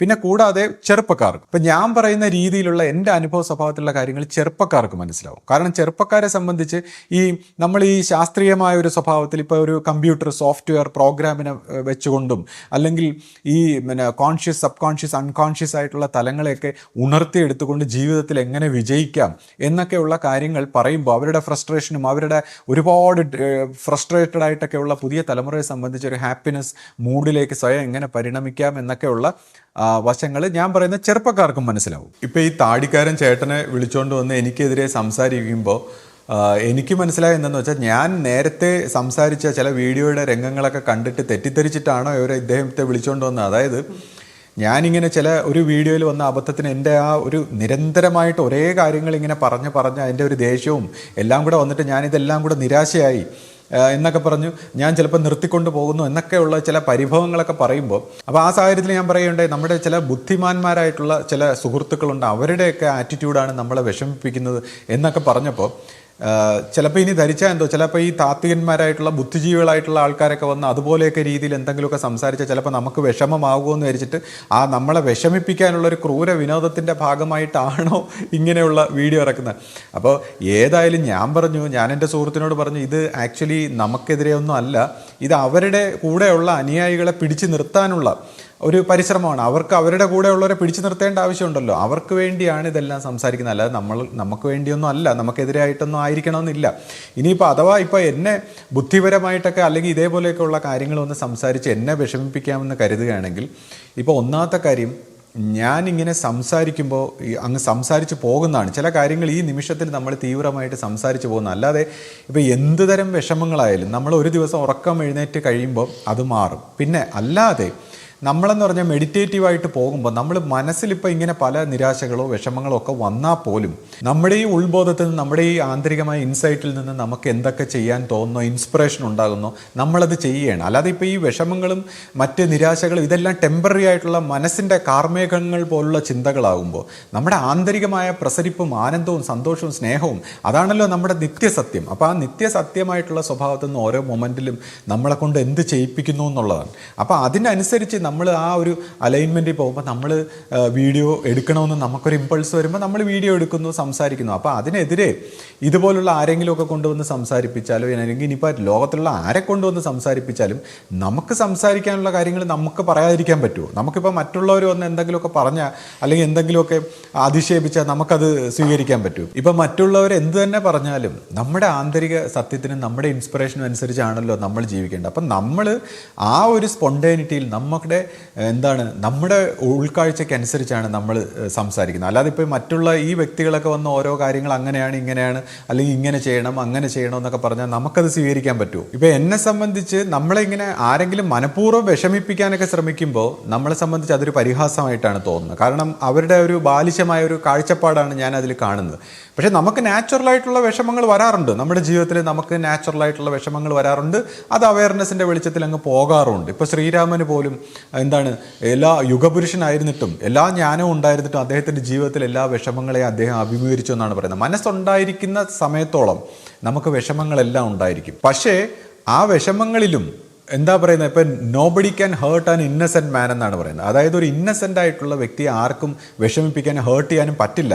കാരണം അയാളെല്ലാം മറന്നു പോകും. ഇപ്പോൾ ഒരു കുട്ടി നമ്മൾ 2 അടി കൊടുത്ത് വിഷമിപ്പിച്ചാലും അടുത്ത ദിവസം ആകുമ്പോൾ ചിരിച്ചുകൊണ്ട് നിൽക്കുന്നതാണ്. അതിൻ്റെ അർത്ഥം ഈ കുട്ടികളെ പോലെ നമ്മൾ ചൈൽഡ് ലൈക്ക് ഇന്നസെൻസ് ഉണ്ടാക്കണമെന്നാണ് പറയുന്നത്. അപ്പോൾ ആ ഇന്നസെൻസ് ഉണ്ടെങ്കിൽ നമ്മൾ മറന്നു പോകും. എല്ലാ വിഷമങ്ങളും ദുഃഖങ്ങളും ഒക്കെ മറന്നിട്ട് ആ മൊമെൻറ്റ് നമ്മൾ സന്തോഷമായിട്ട് ജീവിക്കും. അപ്പോൾ അതുകൊണ്ട് ഒരു ഇന്നസെൻ്റ് ആയിട്ടുള്ള വ്യക്തിയെ ആർക്കും ഹേർട്ട് ചെയ്യാൻ പറ്റില്ല. അപ്പോൾ എന്നെ സംബന്ധിച്ച് ഞാനിതൊക്കെ അങ്ങ് മറന്നു പോകും. ഇപ്പോൾ എന്നെ ബുദ്ധിമാന്മാരായിട്ടുള്ളവരും അല്ലെങ്കിൽ പല രീതിയിലുള്ളവരും പരിഹസിക്കുകയും കളിയാക്കുകയും ഇങ്ങനെ വിഷമിപ്പിക്കാനും ഒക്കെ പരിശ്രമിച്ചാലും അടുത്ത നിമിഷം ഞാൻ ഇത് മറന്നു പോകുമ്പോൾ പിന്നെ എന്ത് ചെയ്യും? ഞാൻ എൻ്റെ സ്വാഭാവികമായിട്ടുള്ള രീതിയിൽ തന്നെ ഞാൻ ജീവിക്കും, സംസാരിക്കും, പെരുമാറും. ഇപ്പോൾ എന്നെ സംബന്ധിച്ച് ഞാൻ ഈ ചെറുപ്പത്തിലൊക്കെ ചില പുസ്തകങ്ങളൊക്കെ വായിച്ചിട്ട് അതിൻ്റെ ഓഥേഴ്സിനൊക്കെ ഇമെയിലിലൂടെ അവരുമായിട്ടൊക്കെ സംസാരിക്കാറുണ്ടായിരുന്നു. ഇപ്പോൾ വിദേശ രാജ്യങ്ങളിലുള്ളവരോട് പോലും ഞാൻ ഓഥേഴ്സിനോടൊക്കെ സംസാരിക്കുകയും അവർ പരസ്പരം നമ്മുടെ ഈ ആശയ കൈമാറ്റത്തോടെ എന്നോട് വളരെ പുകഴ്ത്തിയൊക്കെ എന്നോട് സംസാരിച്ചിട്ടുണ്ട്. അതായത് നിങ്ങൾക്ക് ഈ വിഷയത്തെക്കുറിച്ച് എത്ര ഡീപ്പായിട്ട് അറിയാം, നിങ്ങൾ എന്നെ അപ്രീഷിയേറ്റ് ചെയ്യുന്നു, ഒരു ചെറുപ്പക്കാരൻ ഇതുപോലെയൊക്കെ സംസാരിക്കുന്നല്ലോ എന്നൊക്കെ പറഞ്ഞ് എന്നെ അപ്രീഷിയേറ്റ് ചെയ്ത് ഒരുപാട് പേര് എനിക്ക് മെയിലൊക്കെ അയച്ചിട്ടുണ്ട്. ഞാനൊരു സന്യാസി എഴുതിയ ഒരു പുസ്തകത്തിൻ്റെ അദ്ദേഹമായിട്ട് കോൺടാക്ട് ചെയ്തപ്പോൾ അദ്ദേഹം എന്നോട് പറഞ്ഞു അദ്ദേഹത്തിൻ്റെ പബ്ലിഷറിന് വേണ്ടി ഒരു നിരൂപണം എഴുതി അയച്ചു കൊടുക്കണം. കാര്യം അദ്ദേഹം 2nd എഡിഷൻ പബ്ലിഷ് ചെയ്യുന്നില്ല. അങ്ങനെ ഞാൻ ഡീപ്പായിട്ട് ഇതിനെ പഠിച്ചിട്ടൊന്ന് എഴുതി അയച്ചു കൊടുത്തപ്പോൾ അദ്ദേഹം പറഞ്ഞു, എൻ്റെ പുസ്തകത്തിൽ ഞാൻ പരാമർശിച്ചിരിക്കുന്ന ഈ മനസ്സിൻ്റെ ഈ തലങ്ങളെക്കുറിച്ചൊക്കെ ഇത്ര ഡീപ്പായിട്ട് നിങ്ങൾ എഴുതിയപ്പോഴാണ് ഞാൻ ഇതിനെക്കുറിച്ച് വ്യത്യസ്തമായിട്ടൊരു കാഴ്ചപ്പാട് എനിക്ക് കിട്ടിയത്. ആക്ച്വലി നിങ്ങളിത് എത്ര മനോഹരമായിട്ട് സംസാരിച്ചിരിക്കുന്നു എന്നൊക്കെയാണ് അദ്ദേഹം എന്നെ അപ്രീഷിയേറ്റ് ചെയ്തത്. വളരെ സീനിയർ ആയിട്ടുള്ള ഒരു സന്യാസി. പിന്നെ പബ്ലിഷ് ചെയ്യുകയും ചെയ്തില്ലേ പുസ്തകം 2ാമത്? അതെ, അത് പബ്ലിഷ് ചെയ്തു. പിന്നെ ഇപ്പോൾ ദീപക് ചോപ്രയോടൊക്കെ പോലും ഞാനിങ്ങനെ സംസാരിച്ചിട്ടുണ്ട്, ഇമെയിലൊക്കെ സംസാരിച്ചിട്ടുണ്ട്. അപ്പോൾ ഇവരിൽ നിന്നെല്ലാം നമുക്കൊരു പോസിറ്റീവായിട്ടുള്ള, നമുക്ക് വളരെ അപ്രീഷിയേറ്റ് ചെയ്യുന്ന കാര്യങ്ങളാണ് നമ്മൾ കേട്ടിട്ടുള്ളത്. ഇതേപോലെ ഏറ്റവും ഇൻ്റലക്ച്വൽ ആയിട്ടുള്ള ബുദ്ധിമാന്മാരും ചിന്തകന്മാരുമായിട്ടൊക്കെ ഉള്ള ലോകത്തിൻ്റെ നാനാഭാഗത്തുള്ള സ്പിരിച്വൽ തിങ്കേഴ്സിൻ്റെ അടുത്തൊക്കെ നമുക്ക് ഇത്രയും സന്തോഷകരമായിട്ടുള്ള റിപ്ലൈ കിട്ടുമ്പോൾ ഞാനിപ്പോൾ ഇവരെടുത്ത് സംസാരിക്കുമ്പോൾ ഇവരെന്നെ പൊട്ടനും മണ്ടനും വിട്ടിയും ഇനി പറയാനൊന്നും ബാക്കിയില്ല. അവർക്ക് മനസ്സിലാവാത്തതുകൊണ്ടാണ്. എന്താണെന്നറിയില്ല, എന്നെ ഇനി പറയാനൊന്നും ബാക്കിയില്ല. അവരിങ്ങനെ അധിക്ഷേപിച്ചുകൊണ്ടേയിരിക്കുന്നത് ഈ വിഷയങ്ങളെ എന്താണോ ഇവർക്കിത് മനസ്സിലാവുന്നില്ല, ഇവരുടെ പ്രശ്നം എന്താണെന്ന് എനിക്ക് അറിയാൻ പറ്റുന്നില്ല. അവർ ഈ എത്ര കാര്യങ്ങൾ വിശദമായിട്ട് വ്യക്തമായിട്ടൊക്കെ പറഞ്ഞു കൊടുത്താലും വീണ്ടും പറഞ്ഞത് തന്നെ ഇങ്ങനെ റിപ്പീറ്റ് ചെയ്തുകൊണ്ടേയിരിക്കുന്നു. ഇപ്പോൾ ഈ വീഡിയോയിൽ തന്നെ ഇപ്പോൾ ഈ ചേട്ടൻ സംസാരിക്കുന്ന കാര്യങ്ങൾക്ക് നമ്മളിപ്പോൾ വിശദീകരണം പറഞ്ഞാൽ, ഇപ്പോൾ അദ്ദേഹം ഒരു 30 മിനിറ്റ് സംസാരിച്ചതിന് ഞാൻ 2 മണിക്കൂർ വിശദീകരണം പറയേണ്ടി വരും. ഓരോ കാര്യങ്ങളും എടുത്തു വെച്ച് സംസാരിച്ച് വന്നാൽ അതെല്ലാം വിശദീകരിച്ച് പറഞ്ഞ് മനസ്സിലാക്കണേ അത്രയും സമയമെടുക്കും. അപ്പം ഞാനിത് ഒരുപാട് ചെയ്തതുകൊണ്ട് ഞാൻ ഇനിയിപ്പോൾ വീണ്ടും വിശദീകരിക്കാനായിട്ട് തുനിയുന്നില്ല. കാരണം ഈ സംസാരിക്കുന്ന ഒരു തെറ്റായ ഉദ്ദേശത്തിൽ മനസ്സുകൊണ്ട് നമ്മൾ സംസാരിക്കുമ്പോൾ അതിനെല്ലാം നമുക്ക് ഒന്ന് ശാന്തമായിട്ട് ചിന്തിച്ചു കഴിഞ്ഞാൽ അതിനെല്ലാം മറുപടി ഉണ്ട്. അപ്പം ആരിനി എന്താ, അതാണ് ഞാൻ പറയുന്നത്, ആരിനി എന്തായാലും ഇപ്പോൾ ഈ ഞാൻ വളരെ സതുദ്ദേശത്തോടെ വളരെ പോസിറ്റീവായിട്ട് വളരെ ഇൻസൈറ്റോടുകൂടി നമുക്ക് ഉത്തമ ബോധ്യമുള്ളൊരു കാര്യമാണ് ഞാൻ സംസാരിക്കുന്നത്. അപ്പോൾ ആരെന്ത് വന്ന് ഇതിനോട് സംസാരിച്ചാലും, ഇനി എത്ര പ്രഗത്ഭനോ ആര് സംസാരിച്ചാലും, ഇത് എതിരായിട്ട് മോശമായിട്ട് സംസാരിച്ചു കഴിഞ്ഞാൽ നമുക്കതിന് മറുപടിയുണ്ട്. എന്നാൽ പിന്നെ ക്ലിയർ ആയിട്ട് അനുഭവവശത്തിലൊക്കെ ഉള്ള ആൾക്കാരെ സംബന്ധിച്ച് ഇതിനകത്ത് യോജിക്കാൻ, കാര്യം അവർക്കറിയാം ഞാൻ പറയുന്നതിൽ മോശമായിട്ടൊന്നും ഇല്ലല്ലോ. നമ്മൾ വളരെ ക്ലാരിറ്റിയുള്ള ഒബ്സർവേഷനെ കുറിച്ചാണ് സംസാരിക്കുന്നത്. പിന്നെ ഇപ്പോൾ എന്നെക്കുറിച്ച് തന്നെ അദ്ദേഹം അതിനകത്ത് പുസ്തക വായനയിലൂടെ എന്നൊക്കെ പറഞ്ഞ് പരിഹസിക്കുന്നു. ഇപ്പോൾ എൻ്റെ ജീവിതത്തിലെന്ന് പറയുമ്പോൾ നമ്മളൊരു ആധ്യാത്മിക അന്വേഷണമായിട്ട് വരുമ്പോൾ നമ്മൾ മറ്റെല്ലാ കാര്യങ്ങളും മാറ്റിവെച്ച് ആശ്രമത്തിൽ വന്ന് ഇൻറ്റൻസ് ആയിട്ട് കർമ്മവും പ്രാർത്ഥനയും ധ്യാനവും എല്ലാമായിട്ട് പരിണമിക്കുകയും ഇപ്പോൾ ഗുരുശിഷ്യ പാരസ്പര്യത്തിലൂടെ എനിക്ക് പെട്ടെന്ന് തന്നെ ആ ഒരു ഗുരുവിൻ്റെ ഒരു സംസർഗം കൊണ്ടൊക്കെ പെട്ടെന്ന് തന്നെ ചില ആധ്യാത്മിക അനുഭൂതികളൊക്കെ ഉണ്ടായി. നമുക്ക് ഈ പറഞ്ഞറിയിക്കാൻ പറ്റാത്ത ചില ആശ്ചര്യകരമായിട്ടുള്ള അനുഭൂതികളും അല്ലെങ്കിൽ ഇൻസൈറ്റുകളും ദർശന സ്വഭാവത്തിലായാലും ചില ഇപ്പോൾ വൺനെസ് എന്നൊക്കെ പറയുന്ന അല്ലെങ്കിൽ ഇപ്പോൾ മനസ്സൊക്കെ ഒടുങ്ങിയിട്ടുണ്ടാകുന്ന ഒരു പ്രത്യേക സമാധി ഭാവത്തിലൊക്കെയുള്ള ചില അനുഭവങ്ങളൊക്കെ ഉണ്ടായി. അപ്പോൾ ഇത്തരം അനുഭവങ്ങളെക്കുറിച്ച് സത്യം പറഞ്ഞാൽ ഞാൻ പിൽക്കാലത്ത് പുസ്തകങ്ങളൊക്കെ വായിക്കുമ്പോൾ വീണ്ടും വായിക്കുമ്പോൾ ഈ അനുഭവങ്ങളെക്കുറിച്ചൊക്കെ മറ്റു ഗുരുക്കന്മാരൊക്കെ എന്തു പറഞ്ഞിരിക്കുന്നു എന്ന് അറിയാനുള്ള ക്യൂരിയോസിറ്റി കൊണ്ടുമാണ്. കൂടാതെ ഇപ്പം നമ്മുടെ ഗുരു തന്നെ ചില സ്ഥലത്തൊക്കെ കാര്യങ്ങൾ ഇങ്ങനെ പറഞ്ഞു നിർത്തും. ഇപ്പം ആത്യന്തികമായിട്ടുള്ള ആധ്യാത്മിക അനുഭൂതി തലങ്ങളെക്കുറിച്ചൊക്കെ ഗുരു പറഞ്ഞിട്ടങ്ങ് നിർത്തും. കാരണം അത് മനസ്സുകൊണ്ട് നമ്മൾ ഭാവന ഉണ്ടാക്കാതിരിക്കാൻ വേണ്ടിയാണ്. കാര്യം മനസ്സുകൊണ്ട് ഇത് മനസ്സിലാക്കി കഴിഞ്ഞ് മനുഷ്യന് ഭാവനയായിപ്പോവും, ഹാലൂസിനേഷനായിപ്പോവും. അപ്പോൾ ഗുരു പല കാര്യങ്ങളും പറഞ്ഞു നിർത്തുന്നു.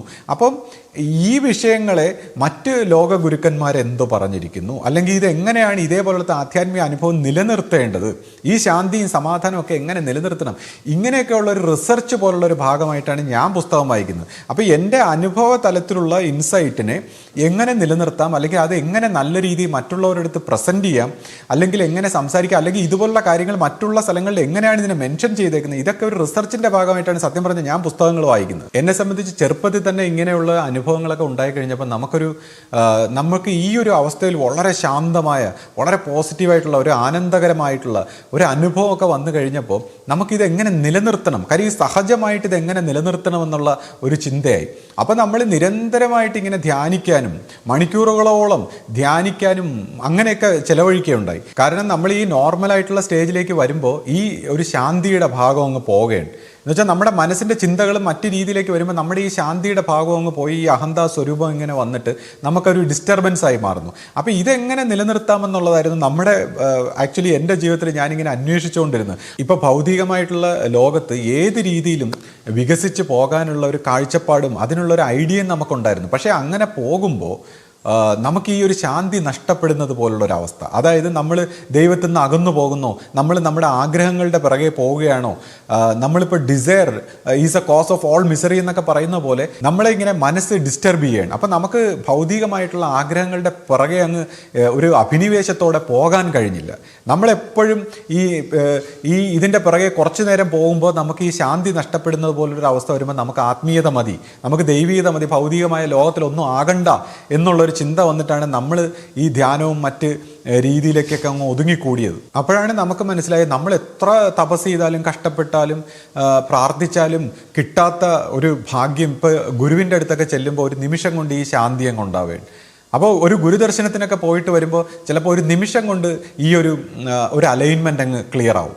അല്ലെങ്കിൽ ഇപ്പോൾ ചിലപ്പോൾ നമ്മൾ ഗുരുവിനെ ധ്യാനിച്ചു കൊണ്ടിരിക്കുമ്പോൾ ചിലപ്പോൾ നമ്മൾ ഈ അലൈൻമെൻറ്റിൽ വരും. അപ്പോഴാണ് എനിക്ക് മനസ്സിലായി ഇതൊക്കെ നമ്മുടെ അനുഭവത്തിലാണ് നമ്മൾ സംസാരിക്കുന്നത്. അതായത് ഇപ്പോൾ മാനസിക തലത്തിൽ നമ്മളിങ്ങനെ ആരാധിക്കുമ്പോൾ കിട്ടാത്ത ഒരു അലൈൻമെൻ്റാണ് നമ്മൾ ഭൗതികമായ മനുഷ്യ രൂപത്തിലുള്ള ഗുരു ഉണ്ടാകുമ്പോൾ ആ ഗുരുവിനെ ഇങ്ങനെ ചിന്തിക്കുമ്പോൾ പെട്ടെന്ന് തന്നെ അലൈൻമെൻ്റ് ഉണ്ടാവുകയാണ്. കാരണം എന്ന് വെച്ചാൽ ഗുരു ഈ ദൈവികമായ ബോധത്തിൽ ഉപവിഷ്ടനായിരിക്കുന്ന ഒരു വ്യക്തിത്വമാണ്. അപ്പം നമ്മൾ ഗുരുവിനെ മനുഷ്യരൂപത്തിൽ കാര്യം നമുക്ക് മനുഷ്യരൂപത്തിലുള്ള എലമെൻറ്റിലല്ലേ നമ്മൾ ടച്ച് ചെയ്യുന്നത്. അപ്പോൾ മനുഷ്യരൂപത്തിലുള്ള ഒരു ഫ്രീക്വൻസിയിൽ നമ്മുടെ മനസ്സ് വർത്തിക്കുമ്പോൾ ആ തലത്തിൽ നമ്മൾ ഗുരുവിനെ സ്മരിക്കുമ്പോൾ തന്നെ നമ്മൾ ആ ഒരു ഡിവൈൻ ആയിട്ടുള്ള ഒരു സ്റ്റേറ്റിലേക്ക് നമുക്ക് പെട്ടെന്ന് തന്നെ ഒരു കണക്ഷൻ കിട്ടും. അപ്പോൾ അതുകൊണ്ടാണ് ഈ മനുഷ്യരൂപത്തിൽ നമ്മുടെ ഫ്രീക്വൻസിയിൽ സാധാരണ ലെവലിലുള്ള മനുഷ്യരെ സംബന്ധിച്ച് മനുഷ്യ രൂപത്തിൽ ഗുരു വേണമെന്ന് ഇങ്ങനെ പറയുന്നത്. അങ്ങനെ ഈ ഒരു ഇന്നർ ലൈറ്റ് നമ്മുടെ ഈ അവബോധമായിരിക്കുന്ന ഈ സംഭവം നമ്മുടെ മറ്റ് പ്രവൃത്തികൾ എന്ത് ചെയ്താലും, നമ്മൾ മറ്റെന്ത് ചിന്തിച്ചാലും പ്രവർത്തിച്ചാലും ഭൗതികമായിട്ടൊക്കെ എന്ത് പ്രവർത്തിച്ചാലും അണയാതെ നമ്മുടെ ഈ ഇൻസൈറ്റ് അകത്ത് തന്നെ ഉണ്ടാകും. അതിനൊരു പ്രശ്നമില്ലെന്ന് തിരിച്ചറിയാൻ എനിക്ക് സത്യം പറഞ്ഞാൽ വർഷങ്ങളെടുത്തു. കാര്യം എൻ്റെ വർഷങ്ങൾ കൊണ്ടുള്ള ഒരു പരിശ്രമത്തിലൂടെയാണ് എനിക്ക് മനസ്സിലായത് ഈ ഇൻസൈറ്റ് നഷ്ടപ്പെടില്ല. ആക്ച്വലി എന്നെ ഡിസ്റ്റർബ് ചെയ്തുകൊണ്ടിരുന്ന ഈ മനസ്സ് നമ്മളെ പറ്റിക്കുകയായിരുന്നു. അതായത് ഇങ്ങനെ മറ്റ് പ്രവൃത്തികളിലേക്ക് പോയ ഈ ശാന്തി നഷ്ടപ്പെടുമെന്ന് മനസ്സ് ചതിച്ചതാണെന്നുള്ളത് എനിക്ക് മനസ്സിലാക്കിയെടുക്കാൻ വർഷങ്ങളെടുത്തു. അപ്പം അതുകൊണ്ടാണ് നമ്മൾ ഈ ഒരു അനുഭവത്തിൽ നിന്ന് അനുഭവത്തിൽ നിന്നാണ് പറയുന്നത് മനസ്സിങ്ങനെ ഒരു പറ്റിക്കൽ സാധനമാണ്, മനസ്സിനെ വിശ്വസിക്കരുത്. അപ്പോൾ ഞാൻ പുതിയ ചെറുപ്പക്കാരൊക്കെ വരുമ്പോൾ ഇങ്ങനെ ധ്യാനത്തിലൊക്കെ മണിക്കൂറുകളോളം ധ്യാനത്തിലൊക്കെ ഇരിക്കുന്നതിനെ കുറിച്ച് പറയുമ്പോൾ ഞാൻ പറയും അങ്ങനെയല്ല, നിങ്ങൾ എന്ത് ഗുരു നിർദ്ദേശം അനുസരിച്ച് നിങ്ങൾക്ക് എന്ത് പ്രവൃത്തിയാണ് അതിലേക്ക് മുഴുകുക, പൂർണ്ണമായിട്ടും അതിലേക്ക് മുഴുകുക, ബോധവാനായിരിക്കുക, ശ്രദ്ധാഭക്തിയോട് ജീവിക്കുക, ഈശ്വരാർപ്പണമായിട്ടെല്ലാം ചെയ്യുക. നിങ്ങൾക്ക് വേണ്ടതെല്ലാം താനേ വന്നോളും. നിങ്ങളുടെ ജീവിതത്തിൽ ഇത് താനേ സംഭവിച്ചോളും. നാച്ചുറലായിട്ട് നിങ്ങളുടെ കർമ്മങ്ങളൊക്കെ അഴിഞ്ഞ് നിങ്ങൾക്ക് ആ പരിണാമത്തിലേക്ക് എത്തും. അപ്പം എനിക്കിത് എൻ്റെ അനുഭവത്തിലൂടെ ഇത്രയും കാലം ചെലവഴിച്ചെങ്കിലും വായിച്ചും കണ്ടും ധ്യാനിച്ചും ഒക്കെ പഠിച്ച് നമുക്ക് ഈ ഒരു അനുഭവത്തിൻ്റെ വെളിച്ചത്തിൽ ഇന്നും മറ്റുള്ളവർക്ക് ഇത് പറഞ്ഞു കൊടുക്കാൻ പറ്റുന്നുണ്ട്. അപ്പം അല്ലാതെ നമ്മൾ ഈ വെറുതെ ഇങ്ങനെ വായിച്ചിട്ട് പറയല്ല, നമ്മുടെ ജീവിതത്തിലുണ്ടായ തടസ്സങ്ങളും വിഷമങ്ങളും ദുഃഖങ്ങളും നിരാശകളും അതിനെയൊക്കെ നമ്മൾ എങ്ങനെ അതിവർത്തിച്ചു, എങ്ങനെ ആ ഒരു ശാന്തിയുടെ ആ ഒരു വെളിച്ചത്തിൻ്റെ ബോധത്തിൻ്റെ ഒരു തലത്തിലേക്ക് നമ്മളെ ഗുരു നയിക്കുന്നു എന്നുള്ള ഒരു അനുഭവത്തിൻ്റെ വെളിച്ചത്തിലാണ് നമ്മൾ സംസാരിക്കുന്നത്. അപ്പോൾ അവിടെയാണ് ഇവർ വന്ന് ഈ പുസ്തക വായന എന്നൊക്കെ പറഞ്ഞ് എന്തെങ്കിലുമൊക്കെ പറഞ്ഞ്, അല്ലെങ്കിൽ ആശയം സംസാരിച്ചുകൂടാ മറ്റതെന്നൊക്കെ പറഞ്ഞ്, അല്ലെങ്കിൽ ഞാൻ എന്തോ സംസാരിക്കുന്നു എന്നൊക്കെ പറഞ്ഞ് ഇങ്ങനെ പരിഹസിക്കുന്നു. ഇപ്പോൾ ശ്രീയുടെ ഒരു മെഡിറ്റേഷനെ കുറിച്ച് പറയുകയാണെങ്കിൽ, ഞാൻ കാണുന്നത് രാവിലെ ഒരു ധ്യാനത്തിൽ ഇരുന്നാൽ ഇത്രയും മണിക്കൂറുകളോളം ശ്രീ ഇങ്ങനെ ഇരിക്കുന്നതാണ്. ഞാനിപ്പോൾ ആശ്രമത്തിൽ പോയി ഉച്ചയ്ക്ക് തിരിച്ചു വന്നാലും ആ ഇരിക്കുന്ന അതേ ഇരിപ്പിൽ ഇങ്ങനെ ധ്യാനം ചെയ്യുന്ന ഒരാളാണ് ശ്രീ. അപ്പോൾ എന്താ ഇതിൻ്റെ ഒരു ഗുണം എന്നായിരിക്കും ഇപ്പോൾ നിങ്ങൾ ചോദിക്കുന്നത് അല്ലേ? ഇപ്പോൾ അവർ തന്നെ പറയുന്നുണ്ടായിരുന്നു ഇങ്ങനെയൊക്കെ അതായത് ശ്രീ പറയുന്ന ആധ്യാത്മികമായിട്ടുള്ള കാര്യങ്ങളുണ്ടല്ലോ, മനസ്സിൻ്റെ പല തലങ്ങളെക്കുറിച്ചും അങ്ങനെയുള്ള കാര്യങ്ങളൊക്കെ പറയുമ്പോൾ ഇവരുടെ വിചാരം ഇതൊക്കെ എന്തോ ഇവർക്കത് മനസ്സിലാകാത്തതുകൊണ്ടായിരിക്കും, അവർക്കതൊക്കെ എന്തൊക്കെയോ ഒരു അറിവില്ലായ്മ അല്ലെങ്കിൽ എന്തോ പുസ്തകത്തിൽ വായിച്ച് പറയുന്ന പോലെയാണ് അവരത് പറയുന്നത്. പക്ഷേ നമ്മുടെ ഇപ്പം എന്നിട്ട് ഇവർ ചോദിക്കുന്നത് എങ്ങനെയാണ്, ഇങ്ങനെ ഒരാളുടെ കൂടെ ഞാൻ ജീവിക്കുന്നത്, എൻ്റെ കാര്യം കഷ്ടമാണ് എന്നൊക്കെ ഉള്ള രീതിയിലാണ് പറയുന്നത്. ഇപ്പോൾ ആശ്രമത്തിൽ അങ്ങനെ നിങ്ങൾ 24 മണിക്കൂർ നിങ്ങൾ ധ്യാനിച്ചുകൊണ്ടിരിക്കണം എന്ന് ഗുരു അങ്ങനെ പറഞ്ഞിട്ടില്ല. പക്ഷേ ഏത് കാര്യത്തിലായാലും ഒരു എക്സെപ്ഷണൽ കേസ് കാണുമല്ലോ. അപ്പോൾ അത് ഗുരു തന്നെ പറഞ്ഞിട്ടുണ്ട്, ഓരോരുത്തർക്കും ഓരോ വിധമാണ് ആത്മീയമായിട്ടുള്ള ആ ഒരു പരിണാമം എന്ന് പറയുന്നത്. അതുകൊണ്ട് തന്നെയാണ് ഒരു പൊതുവായിട്ട് ഗുരു ഒരു പുസ്തകം അല്ലെങ്കിൽ ഇറക്കിയാൽ പോരെ. അതിന് പിന്നെന്തിനാണ് നമുക്ക് ഗുരു നമുക്ക് വേണമെന്ന് പറയുന്നത് നമ്മളുടെ ഒരു അവസ്ഥ അല്ലെങ്കിൽ നമ്മൾ ഏത് നിലയിൽ നിൽക്കുന്നു എന്ന് അറിഞ്ഞ് നമുക്ക് വേണ്ട കാര്യങ്ങൾ പറഞ്ഞു തരിക എന്നുള്ളതാണ്.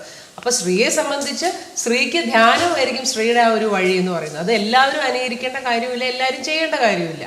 ചിലർക്ക് ഭക്തിയായിരിക്കും, ചിലർക്ക് കർമ്മമായിരിക്കും. അപ്പൊ അങ്ങനെ ഓരോ രീതിയിലാണ് ആൾക്കാർക്ക് അവരുടെ ആത്മീയമായിട്ടുള്ള ഒരു പരിവർത്തനം ഉണ്ടാവുന്നത്. പിന്നെ ഇപ്പൊ ശ്രീ ധ്യാനിക്കുന്നത് എന്തിനാന്ന് ചോദിച്ചാൽ അങ്ങനെ ധ്യാനിച്ച് ഇത്ര അനുഭവങ്ങൾ ഉള്ളത് കൊണ്ടായിരിക്കും ശ്രീ ഇങ്ങനെയൊക്കെ സംസാരിക്കുന്നത്, അതാണ് എനിക്ക് തോന്നുന്നത്. പിന്നെ ഇതിന്റെ പ്രാക്ടിക്കലായിട്ട് ഇതുകൊണ്ട് എന്താ ഉപയോഗം എന്ന് ചോദിച്ചാൽ, ഇപ്പൊ ശ്രീയെ പോലെ ഒരു നോർമൽ ആയിട്ടുള്ള ഒരാളെ ഞാൻ കണ്ടിട്ടില്ല. കാരണം ഇപ്പൊ നമുക്ക് ഏത് കാര്യവും ചെന്ന് പറയാം, അദ്ദേഹം അതിനെ ഒരു മുൻവിധിയോടെ കാണില്ല, നമ്മളെ ജഡ്ജ് ചെയ്യില്ല. നമുക്ക് ഏതൊരു ഇഷ്യൂ നമുക്ക് പറയാൻ പറ്റും. ഇപ്പോൾ ശ്രീയുടെ സുഹൃത്തുക്കളാണെങ്കിലും പരിചയമുള്ളവരും എല്ലാവരും ഇപ്പോൾ ശ്രീയോട് സംസാരിക്കുമ്പോൾ അവരുടെ ആ ഇഷ്യൂസൊക്കെ പെട്ടെന്ന് ഇല്ല, നമുക്ക് തന്നെ ഇത്രേ ഉണ്ടായിരുന്നുള്ളൂ, ഇത് നമുക്ക് തോന്നിയതാണ്, ഇത്രയും വലിയ പെരുപ്പിച്ച് കണ്ടത് നമ്മുടെ മനസ്സാണ് എന്നുള്ളത് വളരെ ക്ലിയർ ആയിട്ട് നമുക്ക് തോന്നുകയും ചെയ്യും.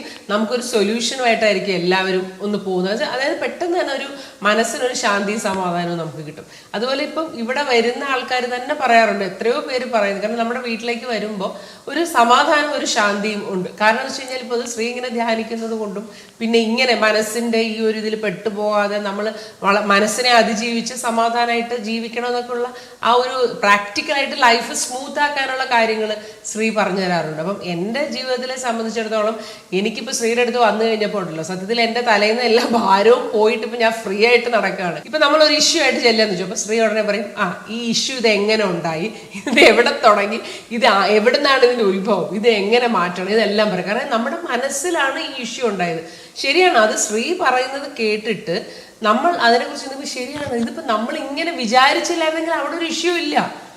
മനസ്സിലായി? നമ്മൾ കണ്ണടച്ച് ചെയ്താലും കണ്ണ് തുറന്നിരുന്നാലും ഇവിടെ എല്ലാം കാറ്റും മരങ്ങളും എല്ലാം അവിടെ തന്നെ നിൽക്കുന്നുണ്ട്. നമ്മളാണിത് വേറെ രീതിയിൽ കണ്ടതെന്നുള്ളത് നമുക്ക് ശരിക്കും പറഞ്ഞാൽ നമുക്കത് ബോധ്യപ്പെടുത്തി തരും. ഇപ്പോൾ ഇതിൻ്റെ ഏറ്റവും വലിയൊരു പ്രാക്ടിക്കൽ സൈഡ് എന്ന് വെച്ചാൽ ഞാൻ പറഞ്ഞത്, ഞാൻ ശ്രീയുടെ അടുത്ത് വരുന്നതിന് മുമ്പ് ഞാൻ 24 മണിക്കൂറും പിള്ളേരെ കൊണ്ട് ഹോസ്പിറ്റലിലായിരിക്കും. കാരണം തലവേദന അപ്പോൾ ഹോസ്പിറ്റലിൽ പോകും. അങ്ങനെ ഓരോന്നും ഞാൻ ഇങ്ങനെ ഹോസ്പിറ്റലിൽ പോയിക്കൊണ്ടിരിക്കും. പക്ഷെ ശ്രീയുടെ അടുത്ത് ഇപ്പം ഇതുപോലെ നമ്മൾ ഈ അലർജിയുള്ള അസുഖങ്ങൾ, വളരെ സീരിയസ് ആയിട്ടുള്ള അസുഖമല്ല പറയുന്നത്, അത് ഡോക്ടറുടെ അടുത്ത് പോകേണ്ട അസുഖങ്ങളുണ്ടല്ലോ. അപ്പോൾ അതല്ല, അല്ലാതെ നമുക്ക് ഇങ്ങനെ മാനസികമായിട്ട് നമ്മുടെ ശരീരത്തിൽ റിഫ്ലക്റ്റ് ചെയ്യുന്ന ഒരുപാട് അസുഖങ്ങളാണ്. നമുക്ക് പല കഴപ്പ് മുതൽ തലവേദന, വയറുവേദന എല്ലാം അങ്ങനെ ഒരുപാട്. അപ്പോൾ ഇതെല്ലാം ചെന്ന് ശ്രീയുടെ അടുത്ത് പറയുകയാണെങ്കിൽ ശ്രീ പറയും, ആ രോഗം നിങ്ങൾ തന്നെ അങ്ങ് മാറ്റിക്കോളാൻ പറയും. അതായത് മനസ്സുകൊണ്ട് തന്നെ ഈ ഒരു രോഗമില്ല. അപ്പോൾ ഏത് അസുഖമാണെങ്കിലും നമുക്കിപ്പോൾ ശ്രീയുടെ അടുത്ത് എന്ന് പറഞ്ഞു കഴിയുമ്പോൾ അത് സ്വയം ആ അസുഖം മാറ്റാനുള്ള ഒരു മനസ്സിൻ്റെ ഒരു ലെവലിലേക്ക് നമ്മൾ സത്യത്തിൽ അത് പറഞ്ഞതങ്ങ് മാറ്റിയിരിക്കും. അത് സത്യത്തിൽ അനുഭവമാണ് പറയാം. അപ്പം ശ്രീ എപ്പോഴും പറയും, ഞാൻ മുമ്പായിരുന്നെങ്കിൽ എപ്പോഴും ആശുപത്രിയിലുള്ള ആളാണ് ഞാൻ, പിള്ളേരെയും കൊണ്ട് ഏത് നേരം ഹോസ്പിറ്റലാണ്. ഇന്നിപ്പോൾ ഇത്ര വർഷമായിട്ട് ഞാൻ ഇപ്പോൾ പിള്ളേർക്ക് തലവേദന, പനി എന്ന് പറഞ്ഞാൽ എനിക്കൊരു കൺസേൺ ആവശ്യമില്ല. കാരണം അത് ഇവിടെ നോർമലായിട്ട് അത് മാറുന്ന ഒരു രീതിയിലാണ്, ആ മനസ്സുകൊണ്ടാണ് ഇത് മാറ്റിയെടുക്കുന്നത്. അതായത് പ്രത്യേകം മനസ്സിലാക്കണം, വളരെ സീരിയസ് ആയിട്ടുള്ള അസുഖങ്ങൾക്ക് ഹോസ്പിറ്റലിൽ പോവും, ഇല്ല എന്നല്ല കേട്ടോ പറഞ്ഞത്, അല്ലാതെ ഉള്ള കാര്യങ്ങൾ. അപ്പം ഇത് വളരെ ഒരു പ്രാക്ടിക്കലായിട്ടുള്ള ഒരു വലിയൊരു ഉപയോഗമല്ലേ ഇത്. അപ്പോൾ നമുക്കിപ്പോൾ ജീവിതത്തിൽ ഒരു അടുക്കും ചിട്ടയും ഒരു ശാന്തിയും സമാധാനവും ഒക്കെ നമുക്ക് ഈ ഒരു വീട്ടിൽ ഫീൽ ചെയ്യുന്നു. അതായത് നമ്മളിവിടെ ആരും നമ്മളെ അടുത്ത് മത്സരിക്കാനോ നമ്മളെ എന്താ പറയുക സാധാരണ ഓരോ സ്ഥലങ്ങളിലും ഉള്ള പോലെയുള്ള കാര്യങ്ങൾ ഇവിടെ ഇല്ല. കാരണം എല്ലാവരും വളരെ ലിബറൽ ആയിരിക്കണം, ആരും ആരുടെ കുറ്റവും പറയരുത്, എല്ലാ കുറ്റങ്ങളും ഇനി വല്ല ഒരു കുറ്റം ചെയ്താൽ അതങ്ങ് ക്ഷമിക്കുക എന്ന് പറയുമ്പോൾ തന്നെ പിന്നെ പ്രോബ്ലം അവിടെ ഇല്ലല്ലോ. ഇപ്പൊ ഒരു കുറ്റം ഒരാൾ ചെയ്യുന്നത് നമ്മൾ കണ്ടിട്ട് അത് നമുക്ക് ഭയങ്കര ഇഷ്യൂ ആകുമ്പോഴാണല്ലോ അത് പിന്നെ വേറെ വേറെ ലെവലിൽ പോകുന്നത്. പക്ഷെ ഒരാളൊരു കുറ്റം ചെയ്യുന്നത് കണ്ടാൽ നമ്മളങ്ങ് ക്ഷമിക്കുക എന്നാണ് പഠിപ്പിക്കുന്നത്. അത് ഇത്തിരി ബുദ്ധിമുട്ടാണെങ്കിലും നമ്മളങ്ങ് ക്ഷമിച്ചു കഴിയുമ്പോൾ ശരിക്കും പറഞ്ഞാൽ പ്രശ്നം സോൾവ് ചെയ്തുകൂടെ. അപ്പൊ അതിനൊരു മെന്റലി നമ്മളെ ഒരു നല്ല രീതിയിൽ പ്രിപ്പയർ ചെയ്യാനായിട്ട് സ്ത്രീക്ക് പറ്റുന്നുണ്ട്. അത് എല്ലാവർക്കും പറ്റുന്നില്ല കേട്ടോ. അത് എന്തുകൊണ്ടാണെങ്കിൽ സ്ത്രീക്ക് അത് പറ്റുന്നത്? കാരണം എന്താ, സ്ത്രീ ഇത്രയും ധ്യാനിച്ച് ആ ഒരു സമാധാനം സ്വന്തം മനസ്സിൽ അങ്ങനെ ഒരു പീസ് ഓഫ് മൈൻഡ് എന്ന് പറയുന്ന പോലെ ആ ഒരു പീസിന്റെ ഇത് ഉള്ളിൽ ആ ഒരു ശാന്തി വന്നതുകൊണ്ടായിരിക്കും അത് നമുക്കൊക്കെ റിഫ്ലക്ട് ചെയ്ത് കിട്ടുന്നത്. അതിപ്പോൾ ഞങ്ങളുടെ കാര്യം മാത്രമല്ല, സ്ത്രീയെ നേരിട്ട് പേഴ്സണലായിട്ട് പരിചയപ്പെട്ട എല്ലാവരും ഇത് ഒരേ സ്വരത്തിൽ പറയും. ശ്രീജിത്തിനടുത്തൊന്ന് സംസാരിച്ചാൽ അവർക്കൊരു ഭയങ്കര സമാധാനവും ശാന്തിയും ആണെന്ന് പറയാത്ത ആരുമില്ല. എല്ലാവരും ശ്രീജിത്തിനോടൊന്ന് പറയുമെന്നാണ് എൻ്റെ അടുത്ത് എന്നെ വിളിച്ച എല്ലാവരും ചോദിക്കുന്നത്. കാരണം ശ്രീജിത്തിനോട് പറഞ്ഞു കഴിഞ്ഞാൽ അവരുടെ പ്രശ്നം വേരോടെ എടുത്ത് അവരെ കാണിച്ചു കൊടുത്ത് അതങ്ങ് കളയേണ്ടി വരും അവർ. പിന്നെ ആ പ്രശ്നം കൊണ്ട് അവർക്ക് നടക്കേണ്ടി വരത്തില്ല. അപ്പോൾ അങ്ങനെ ഒരു ഭാഗമുണ്ട്. അപ്പോൾ ഇതൊരു പ്രാക്ടിക്കലായിട്ട് ഏറ്റവും വലിയൊരു കാര്യമല്ലേ ഇത്. അപ്പം അങ്ങനെയുള്ള ഒരു സ്ഥലത്ത് എനിക്ക് ജീവിതം സുഖമല്ലേ, അതായത് നമുക്കുള്ള സമാധാനം ശാന്തിയായിട്ട് നമുക്ക് ജീവിക്കാൻ. പിന്നെ ആ താടിക്കാരൻ ചേട്ടൻ ഇങ്ങനെ പറയുന്നുണ്ട്, ഇപ്പോൾ ചില ഗുരു ആശ്രമത്തിൽ സന്യാസം കൊടുക്കുന്ന അല്ലെങ്കിൽ അതിൻ്റെതായ കാര്യങ്ങളെക്കുറിച്ചൊക്കെ.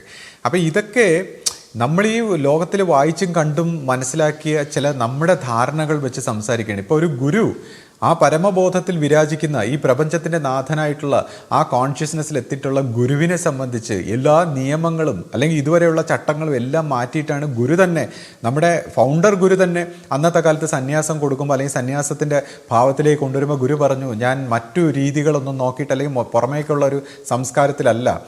അപ്പോൾ അതുപോലെ ഗുരുക്കന്മാർക്ക് എന്തും മാറ്റാമെന്നുള്ളതാണ്. ഇപ്പോൾ ഒരു സമയത്ത് രമണ മഹർഷി കൗബീനധാരിയായിട്ട് നടക്കുന്ന ഒരു വ്യക്തിയാണെങ്കിലും അദ്ദേഹത്തിൻ്റെ ആറ്റിറ്റ്യൂഡല്ല, അദ്ദേഹം അത് എല്ലാം ഉപേക്ഷിച്ച് യാത്ര തിരിച്ചപ്പോൾ സ്റ്റാർട്ട് ചെയ്തിട്ടുള്ള ലൈഫാണ്. പക്ഷേ അദ്ദേഹത്തിൻ്റെ ആറ്റിറ്റ്യൂഡെല്ലാം വളരെ മോഡേൺ ആയിട്ടുള്ള ഒരു ആറ്റിറ്റ്യൂഡായിരുന്നു. അന്നത്തെ കാലത്ത് ഇംഗ്ലീഷ് പേപ്പർ വായിക്കുന്നു, റേഡിയോ കേൾക്കുന്നു, ചിലപ്പോൾ പാട്ട് കേൾക്കുന്നു, അല്ലെങ്കിൽ അദ്ദേഹത്തിൻ്റെ ഒരു ആറ്റിറ്റ്യൂഡ് എല്ലാം ലൈഫ് സ്റ്റൈൽ ഒരു ബ്രിട്ടീഷുകാരുടെ മോഡേൺ ലൈഫ് സ്റ്റൈലായിരുന്നു.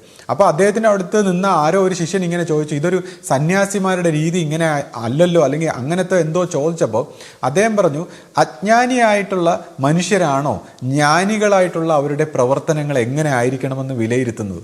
അപ്പോൾ അജ്ഞാനികളായിട്ടുള്ള മനുഷ്യരല്ല ഇതുപോലുള്ള ജ്ഞാനികളായിട്ടുള്ള ഗുരുക്കന്മാരുടെ പ്രവർത്തനങ്ങൾ എങ്ങനെ ആയിരിക്കണം, എന്തായിരിക്കണം എന്ന് തീരുമാനിക്കേണ്ടത്.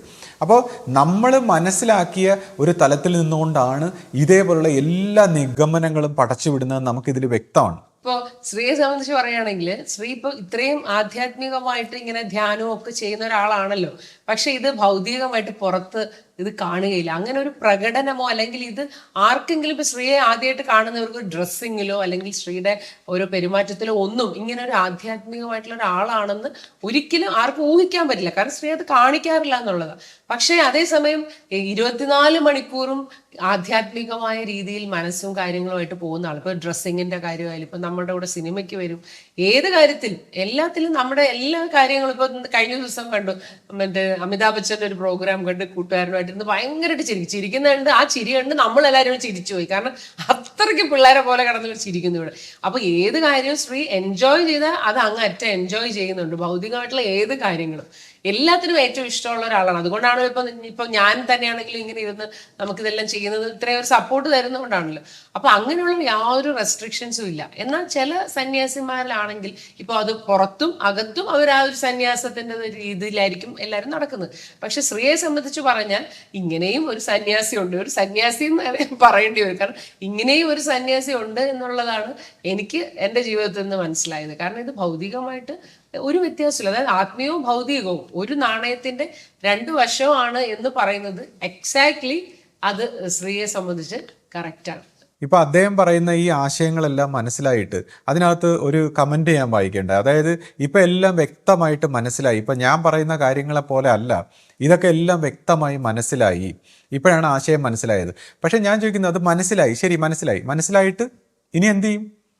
അതായത് നമ്മുടെ ജീവിതം ഇത് മനസ്സിലായിട്ട് നമ്മുടെ ജീവിതം സെയിം ആയിരിക്കും. നമുക്ക് വേണമെങ്കിൽ ഇതെല്ലാം മനസ്സിലായി കുറച്ചുകൂടെ കഴിയുമ്പോൾ കൺഫ്യൂഷൻ കൂടും. അപ്പോൾ ഈ ആധ്യാത്മികമായ വിഷയങ്ങൾ മനസ്സിലാക്കുകയാണോ ബോധം കൊണ്ട് ഉണരുകയാണോ ചെയ്യേണ്ടത്? അപ്പോൾ അതുകൊണ്ടാണ് നമ്മൾ പറയുന്ന മനസ്സിലാകുന്നില്ല എന്ന് പറയുമ്പോൾ അതാണ് ശരി. അത് മനസ്സിലാകാനുള്ളതല്ല. ഈ കാര്യങ്ങൾ ഇങ്ങനെ തുടക്കത്തിൽ നമുക്ക് കുറച്ച് കാര്യങ്ങൾ ഇന്ന് ഒരു ചിട്ടവട്ടങ്ങളൊക്കെ മനസ്സിലാകാമെന്നല്ലാതെ ആധ്യാത്മിക വിഷയങ്ങൾ മനസ്സിലാകാനുള്ളതല്ല. മനസ്സെന്ന് പറഞ്ഞാൽ ഒരു കമ്പ്യൂട്ടർ പ്രോഗ്രാം പോലെയാണ്, ഒരു സോഫ്റ്റ്വെയർ ആണ്. മനസ്സുകൊണ്ട് ഇത് മനസ്സിലാക്കിയിട്ട് കാര്യമില്ല. ഇതൊരു ഉണർച്ചയിലേക്ക് വന്ന് തിരിച്ചറിയണം, അനുഭൂതി തലത്തിൽ തിരിച്ചറിയാൻ ഒരു ഉണർച്ച വരേണ്ടതാണ്. അപ്പോൾ അതുകൊണ്ടാണ് ഇവിടെ ഗുരുവിൻ്റെ ആവശ്യം ഉണ്ടെന്ന് പറയുന്നത്. അല്ലെങ്കിൽ പിന്നെ ഈ പുള്ളിക്കൊക്കെ ഇപ്പോൾ ഇങ്ങനെ സംസാരിച്ചിട്ട് അതുപോലെ അങ്ങ് തുടർന്നാൽ പോരെ? അദ്ദേഹത്തിന് തന്നെ മനസ്സമാധാനമില്ല. ഗുരു സംസർഗം അല്ലെങ്കിൽ ഗുരുശിഷ്യ പാരസ്പര്യത്തിൻ്റെ കുറവ് അദ്ദേഹത്തിൻ്റെ മുഖത്ത് തന്നെ ദൃശ്യമാണ്.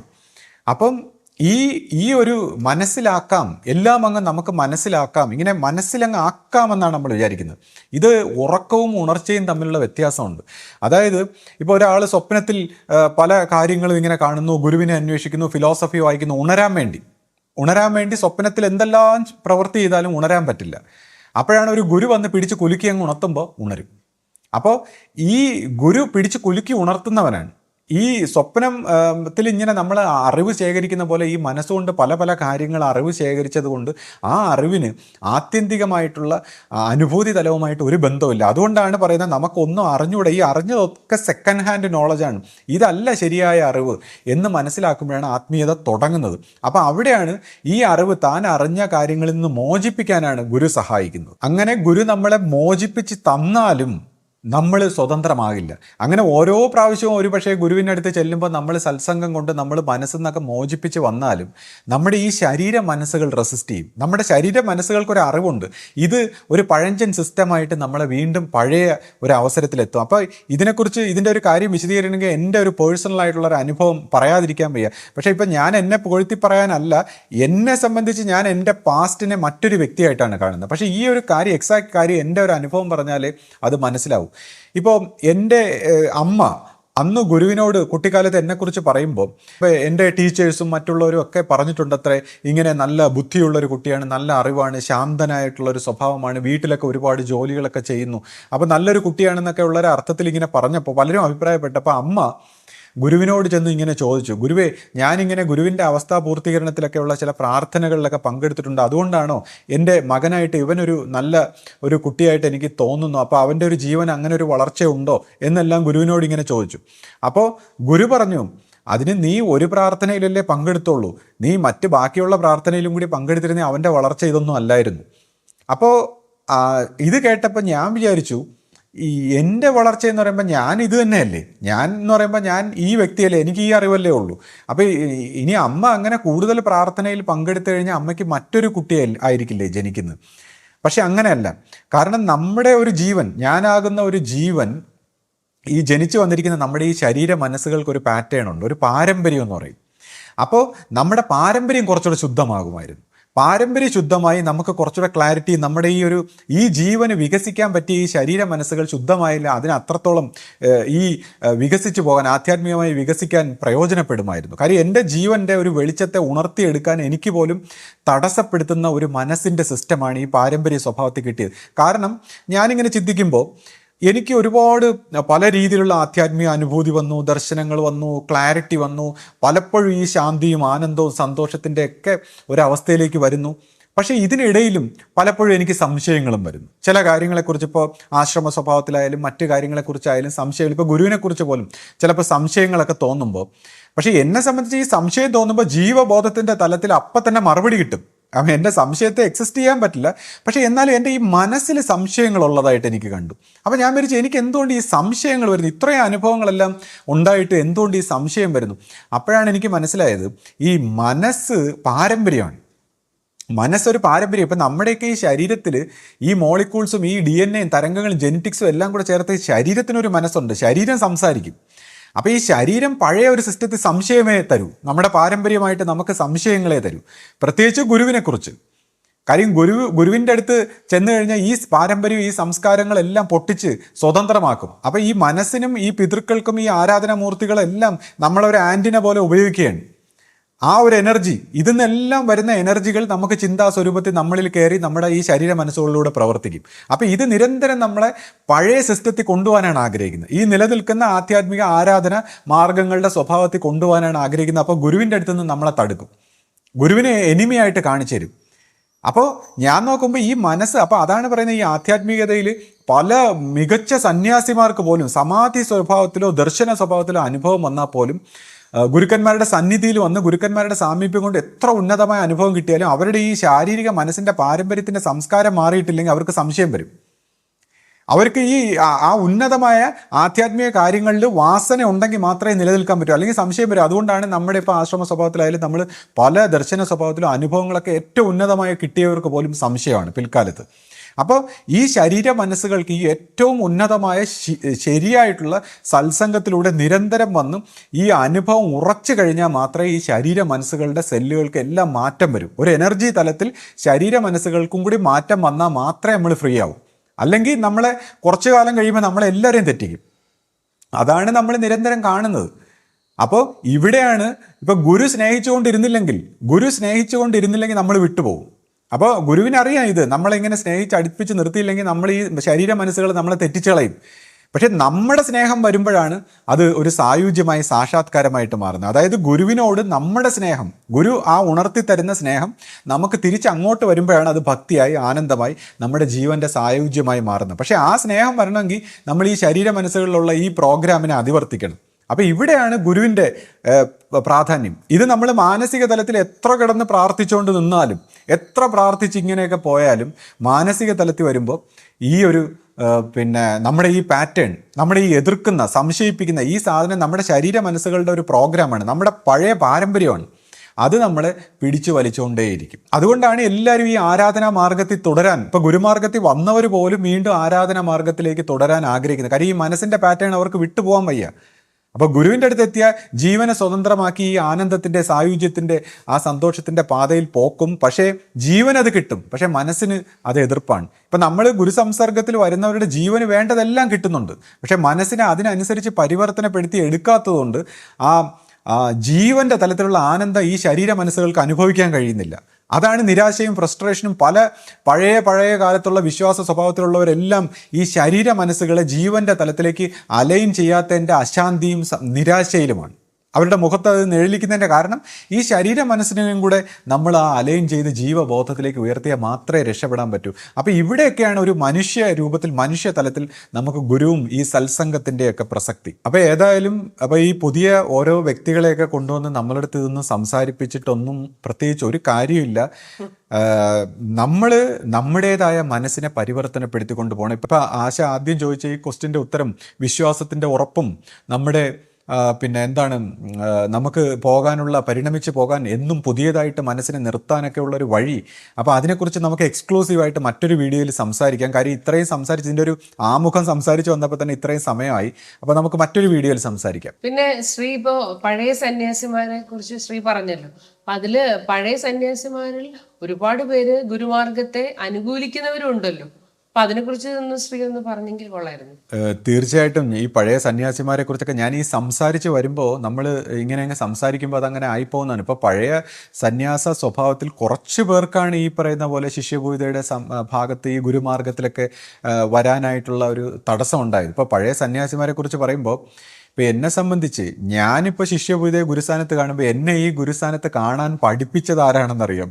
സത്യം പറഞ്ഞാൽ എൻ്റെ ചെറുപ്പത്തിൽ ഒരു 2002 മറ്റോ ഒക്കെ ആണെന്ന് തോന്നുന്നു, ഞാനിങ്ങനെ ആ കെട്ടിടത്തിൽ വെച്ച് സൗമ്യജന്യയോട് സംസാരിക്കുമ്പോൾ സൗമ്യജന്യാണ് എന്നോട് പറയുന്നത്, നമ്മുടെ കൂടെ നമ്മുടെയൊക്കെ സഹോദരിയായിട്ടുണ്ടായിരുന്ന ഇപ്പോൾ ശിഷ്യപൂജിത ഇപ്പം ഇങ്ങനെ ഗുരുസ്ഥാനത്തല്ലേ, അപ്പോൾ ആ ശിഷ്യപൂജ ഇപ്പം നമ്മളെല്ലാം കണ്ട് നമസ്കരിക്കുകയല്ലേ, അപ്പോൾ ആ ഗുരുവിലൂടെ നമുക്കെല്ലാം കിട്ടും എന്ന് എനിക്ക് സത്യം പറഞ്ഞാൽ ആദ്യമായിട്ട് എന്നോട് പറഞ്ഞു തന്നത് സൗമ്യജന്യാണ്. അപ്പോൾ ഞാൻ അങ്ങനെ അതൊരു തുടക്കം. പിന്നെ എൻ്റെ അനുഭവങ്ങളും മറ്റു കാര്യങ്ങളും ഒക്കെ ആയിട്ട് എനിക്കിത് മനസ്സിലായി. ഞാൻ ഇന്ന് ഒരുപാട് പേരോട് ഈ ഒരു സത്യത്തിൻ്റെ അല്ലെങ്കിൽ ഈ ഒരു ഗുരുമാർഗത്തിൻ്റെ വശം പറയുന്നു. പക്ഷേ എനിക്കിത് പറഞ്ഞു തന്നത് സൗമ്യജന്യാണ്. അപ്പോൾ സൗമ്യജന്യെക്കുറിച്ച് പറയുമ്പോൾ സൗമ്യജന്യയുടെ ഒരു പ്രത്യേകത എന്ന് പറയുമ്പോൾ ഞാൻ വിചാരിച്ചു ആ ജന്യക്ക് എന്താണ്, ആ ഒരു കർമ്മത്തിലും ആ ഒരു സത്യമുള്ള ഒരു സ്ത്രീരത്നമാണ്. സത്യമുള്ള ഒരു സ്വാധീനങ്ങൾക്കും മറ്റു കാര്യങ്ങളുടെ ഒന്നും പിറകിൽ പോകാതെ സത്യമായ പെരുമാറ്റം, സത്യമായ ഒരു സ്വഭാവം, ഒരു നന്മയുള്ള ഒരു ജീവിതം, ആ ഒരു വൈബ്രേഷൻ ജന്നിയിലുണ്ട്. അപ്പം അതുകൊണ്ടായിരിക്കും ഒരു പക്ഷേ ഇത് ഇത്രയും സീരിയസ് ആയിട്ട് ഈ ഗുരുമാർഗത്തെ എടുക്കാനും ഇപ്പോഴും ഞാൻ കണ്ടിട്ടുണ്ട്. ശിഷ്യപൂജയൊക്കെ കണ്ട് വന്ന് വണങ്ങി വയ്യെങ്കിലും വന്ന് കണ്ട് വണങ്ങി കണ്ട് നമസ്കരിച്ചിട്ടേ പോകൂ. അപ്പോൾ ആ ഗുരുശിഷ്യ പാരമ്പര്യത്തിൽ കറക്റ്റായിട്ട് വന്ന ഒരു സന്യാസിനിയാണ് സൗമ്യാജന്യ എന്ന് പറയുമ്പോൾ. ആ സൗമ്യാജന്യെ പോലുള്ള സന്യാസിമാരുടെയൊക്കെ സാന്നിധ്യം പുതിയ തലമുറയിലുള്ളവരൊക്കെ ഇതേപോലുള്ള ജന്യമാരെയൊക്കെ സംരക്ഷിക്കുകയും ശുശ്രൂഷിക്കുകയൊക്കെ ചെയ്യുമ്പോൾ അവർക്കത് പുണ്യമാണ്. അവരോടൊക്കെ ഉള്ള സത്സംഗം, സത്യം പറഞ്ഞാൽ ആ വൈബ്രേഷൻ ആശ്രമത്തിൻ്റെയൊക്കെ ഹോൾ അറ്റ്മോസ്ഫിയറിനെ തന്നെ മാറ്റും.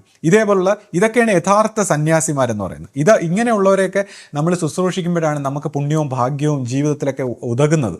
അപ്പോൾ ഇത് നമുക്ക് വളരെ അനുകരണീയമായിട്ടുള്ള ചില ഇതേപോലുള്ള സന്യാസിമാർ. പിന്നെ അതുപോലെ തന്നെ ഇപ്പോൾ സുഭദാജന്യ, പ്രതിഭാജന്യ, പ്രജ്ഞാജന്യ, പിന്നെ നമ്മുടെ ഇപ്പോൾ ഗുരുജ്യോതിയിൽ ലയിച്ച ആദരണീയ ജ്യോതിർമയ സ്വാമി. പിന്നെ എൻ്റെ മനസ്സിൽ പേരുകൾ, എല്ലാവരുടെയും പേരുകൾ വരുന്നില്ല, എൻ്റെ ഓർമ്മയിൽ വരുന്നവരുടെ പേരൊക്കെ പറഞ്ഞു. അപ്പോൾ ഇവരെല്ലാം നമ്മൾ നോക്കുമ്പോൾ ആ ഗുരുശിഷ്യ പാരസ്പര്യത്തിൽ, ഈ ഗുരുമാർഗത്തിൽ ശരിയായ പാതയിൽ വന്ന ഒരുപാട് സന്യാസി വര്യന്മാരും പഴയ ഒരുപാട് ഗൃഹസ്ഥാശ്രമികളും ഒക്കെ ഈ ഒരു ശരിയായ പാതയിൽ വന്നവരാണ്. അവരുടെയൊക്കെ ഞാൻ ഈ സംസാരിച്ച് വരുമ്പോൾ ചില കാര്യങ്ങൾ ടങ് സ്ലിപ്പായി പോകുന്ന പോലെ മിസ്സായി പോകുന്നതാണ്, അതെല്ലാവരും ക്ഷമിക്കണം. അപ്പോൾ ഇതുപോലെയുള്ള ഗൃഹസ്ഥാശ്രമികളെയും സന്യാസിമാര്യന്മാരും ഒന്നും ഇവരെ സംബന്ധിച്ച് പ്രശ്നമില്ല. ഇപ്പോൾ ഈ ചാനലിൽ ഈ ഓരോ വ്യക്തികൾ, ഇപ്പോൾ ഈ വ്യക്തി താടിക്കാരൻ ചേട്ടനെ കൊണ്ടുവരുമ്പോൾ ഗുരുവിൻ്റെ ഉത്തമ വിശ്വാസി, അതുപോലെ പലരും നമ്മളെയൊക്കെ അധിക്ഷേപിക്കാനായിട്ട് വരുന്നവരെല്ലാം ഉത്തമ ഭക്തരും ഉത്തമ ശിഷ്യരും എന്നാണ് പറയുന്നത്. നമ്മളാരും ഇവരെയൊന്നും കണ്ടിട്ടോ കേട്ടിട്ടോ ഇല്ല, ആശ്രമത്തിലൊന്നും വരാറോ കണ്ടിട്ടോ കേട്ടിട്ടോ ഇല്ലാത്ത ഇവരൊക്കെ ഉത്തമ ഭക്തരും ശിഷ്യരും. അവർക്ക് എന്തൊക്കെയോ ഫിലോസഫിക്കലായിട്ട് മനസ്സിലായിട്ട് ആശ്രമത്തെക്കുറിച്ച്. എന്നാൽ നമ്മളെപ്പോലുള്ളൊരു കുട്ടിക്കാലം മുതലേ, അല്ലെങ്കിൽ നമ്മൾ ജനിക്കുമ്പോഴേ ഈ പരമ്പരയുടെ ഭാഗമായിട്ട് വന്ന് നമ്മൾ ഈ ആശ്രമത്തെക്കുറിച്ച് ആരാധിച്ചും കണ്ടും കേട്ടും ഇത്രയും വർഷങ്ങളായിട്ട് ഇതിനോടൊപ്പം നിന്ന് വികസിച്ച് നമ്മൾ ഇതിനോടകം നമ്മുടെ പല സുഖങ്ങളും ദുഃഖങ്ങളും വിഷമങ്ങളും നിരാശകളും അങ്ങനെ എല്ലാ അനുഭവങ്ങളിലൂടെയും കടന്നുപോയി ഒറ്റപ്പെടുത്തലുകളും എല്ലാം ഉണ്ടായി. അതെല്ലാം നമ്മുടെ തന്നെ കുഴപ്പമാണെന്ന് തിരിച്ചറിഞ്ഞ് പരിണമിച്ച് നമ്മൾ ഈ ഗുരുമാർഗത്തിൽ രണ്ടാമത്തെ തലമുറയിലും ഒക്കെ വിശ്വസിച്ച് നമ്മൾ എന്നും പ്രാർത്ഥിച്ചും കർമ്മിച്ചും പ്രവർത്തിച്ചും കുടുംബമായിട്ടൊക്കെ ജീവിക്കുമ്പോൾ നമ്മളെല്ലാവരും അധമന്മാരും മ്ലേച്ഛന്മാരും. അപ്പൊ ഇതാണ് അവരുടെ ഒരു നിഗമനം. അപ്പൊ അതിനെക്കുറിച്ച് ഞാൻ എന്ത് പറയാനാണ്? ഇപ്പൊ ശ്രീ ഒരു കാര്യം കൂടെ, ഇപ്പൊ നമ്മുടെ ആശ്രമത്തിന്റെ സ്വാമിയെ കുറിച്ച് സംസാരിച്ചപ്പോ ആശ്രമത്തിന് വേണ്ടി ഒരുപാട് കാര്യങ്ങൾ ഇങ്ങനെ ആത്മാർത്ഥമായിട്ട് ഒരുപാട് പ്രവർത്തനങ്ങളും എല്ലാം ചെയ്യുന്ന അദ്ദേഹത്തെ കുറിച്ച് ശ്രീ ഒരു മാന്യത ഇല്ലാതെ സംസാരിച്ചതുപോലെ തോന്നി എന്ന് ചിലർ പറഞ്ഞു. അപ്പൊ അതിനെ കുറിച്ചൊന്ന് വിശദമാക്കിയ കൊണ്ടായിരുന്നു. ഇപ്പോൾ സ്വാമിയെക്കുറിച്ചൊക്കെ സംസാരിക്കുമ്പോൾ ഇതൊക്കെ ഞാൻ പ്ലാൻ ചെയ്ത് സംസാരിച്ച് വന്ന കൂട്ടത്തിൽ അങ്ങനെ സംഭവിച്ചതാണ്. ഇപ്പോൾ അങ്ങനെ സംസാരിച്ചതിന് അതിനൊരു ഗുണമുണ്ട്. ഇപ്പോൾ എന്താണെന്ന് വെച്ചാൽ, ഇപ്പം ഞാൻ തന്നെ ഇപ്പോൾ അദ്ദേഹത്തിൻ്റെ കഴിവുകളെക്കുറിച്ചും, അല്ലെങ്കിൽ അദ്ദേഹത്തിന് ഒരുപാട് കഴിവുകളും അദ്ദേഹം സ്വന്തം ജീവിതം ഇതിനു വേണ്ടി, ഈ ആശ്രമത്തിന് വേണ്ടി, പ്രസ്ഥാനത്തിന് വേണ്ടി ഒഴിഞ്ഞു വെച്ച വ്യക്തിയാണ്. അപ്പോൾ അദ്ദേഹത്തിൻ്റെ ജീവൻ്റെ ഒരു പരിണാമം ഇതെല്ലാം നമ്മൾ കണ്ടിട്ടുള്ളതാണ്, പ്രവർത്തനങ്ങളൊക്കെ കണ്ടിട്ടുള്ളതാണ്. അദ്ദേഹത്തിൻ്റെ പ്രവൃത്തികളെ അഭിനന്ദിച്ചുകൊണ്ടൊക്കെ ഞാൻ ഇതിനു മുമ്പ് സംസാരിച്ചിട്ടുണ്ട്. പക്ഷേ ഇപ്പോൾ ഇവിടെ ഈ ഒരു സാഹചര്യത്തിൽ വന്നപ്പോൾ ഞാൻ ഇങ്ങനെ സംസാരിച്ചപ്പോൾ അതിനൊരു കാരണമുണ്ട്. ഇപ്പോൾ അദ്ദേഹത്തെക്കുറിച്ച് ഒളിച്ചും പാത്തും ഒക്കെ പല രീതിയിലുള്ള ആരോപണങ്ങളും വിമർശനങ്ങളൊക്കെ ഉന്നയിക്കുന്ന ഒരുപാട് പേര് ഇപ്പോൾ അകത്തായാലും പുറത്തായാലും നമ്മുടെ വിശ്വാസ സമൂഹത്തിലായാലും ഒക്കെ ഉണ്ട്. പലർക്കും ഈ എന്താണ് കാര്യങ്ങളെന്ന് മനസ്സിലാവാതെ തെറ്റിദ്ധരിച്ചുകൊണ്ടൊക്കെ സംസാരിക്കുമ്പോൾ, ഇങ്ങനെ സംസാരിച്ചിരുന്നവർ ഞാനിങ്ങനെ പരസ്യമായിട്ട് ഇത്ര വിമർശിച്ചൊക്കെ സംസാരിക്കുമ്പോൾ അവരൊറ്റയടിക്ക് പ്ലേറ്റ് മാറ്റി അവർ സ്വാമിയെ അനുകൂലിക്കുന്ന ഒരു ഭാവത്തിലേക്ക് വരും. അപ്പോൾ അതിൻ്റേതായൊരു ഗുണമാണ്. പിന്നെ വളരെ നെഗറ്റീവായിട്ട് ചിന്തിക്കുന്നവർക്ക് സ്വാമിയോടൊരു സഹതാപം ഉണ്ടാകും. പിന്നെ ഇപ്പോൾ ഈവൻ എത്ര ദേഷ്യം വെച്ച് കരുതുന്നവർക്ക് പോലും ഇതൊരു സേഫ്റ്റി വാൽവായി മറ്റൊരാളിങ്ങനെ വിമർശിക്കുമ്പോൾ അവരുടെ ദേഷ്യവും ഒന്ന് കുറയും. അപ്പോൾ ഈ കുമിഞ്ഞുകൂടുന്ന നമ്മുടെ ഒരു വിശ്വാസ സ്വഭാവത്തിൽ ഒരുപാട് പേരുടെ മനസ്സിൽ കുമിഞ്ഞുകൂടുന്ന ആ നെഗറ്റിവിറ്റിക്ക് ഒരു സേഫ്റ്റി വാൽവ് ഉണ്ടാകും. അത് ഒരു ഗുണം.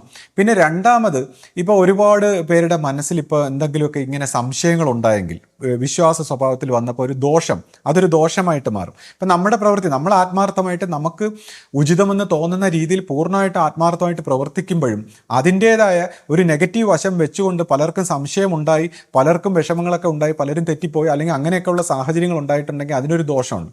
അപ്പോൾ ആ ദോഷം ഇങ്ങനെ ഒരു വിമർശനത്തിലൂടെയൊക്കെ സംസാരിക്കുമ്പോൾ നമ്മളിങ്ങ് ഒപ്പിയെടുക്കുകയാണ്. പക്ഷെ നമ്മളിങ്ങനെ ഒപ്പിയെടുക്കുമ്പോഴും നമ്മളെ രക്ഷിക്കാനായിട്ട് ഇതേപോലുള്ള കർമ്മദോഷങ്ങൾ ഏറ്റുപിടിക്കാൻ മറ്റു പല വ്യക്തികളുണ്ട്. കാര്യം അവർ ഇതേപോലെ ഇപ്പോൾ ആ താടിക്കാരൻ ചേട്ടനൊക്കെ വന്ന് ഇതങ്ങ് എന്നെ കാര്യം എന്നിൽ നിന്ന് ഇതങ്ങ് ഒപ്പിയെടുക്കുകയാണ്. കാരണം അവർ എന്നെ ഉടനെ തന്നെ എന്നെ വളരെ മോശമായിട്ട് എന്നെ ശ്രീജിത്ത് എന്നും പറഞ്ഞൊക്കെ വിമർശിച്ച് ഇനി പറയാനൊന്നും ബാക്കിയില്ല, ആശയം സംസാരിക്കരുത് അങ്ങനെ ഇങ്ങനെ എന്നൊക്കെ പറഞ്ഞ് ഒന്നും പറയാം. അപ്പം എന്തു പറ്റി?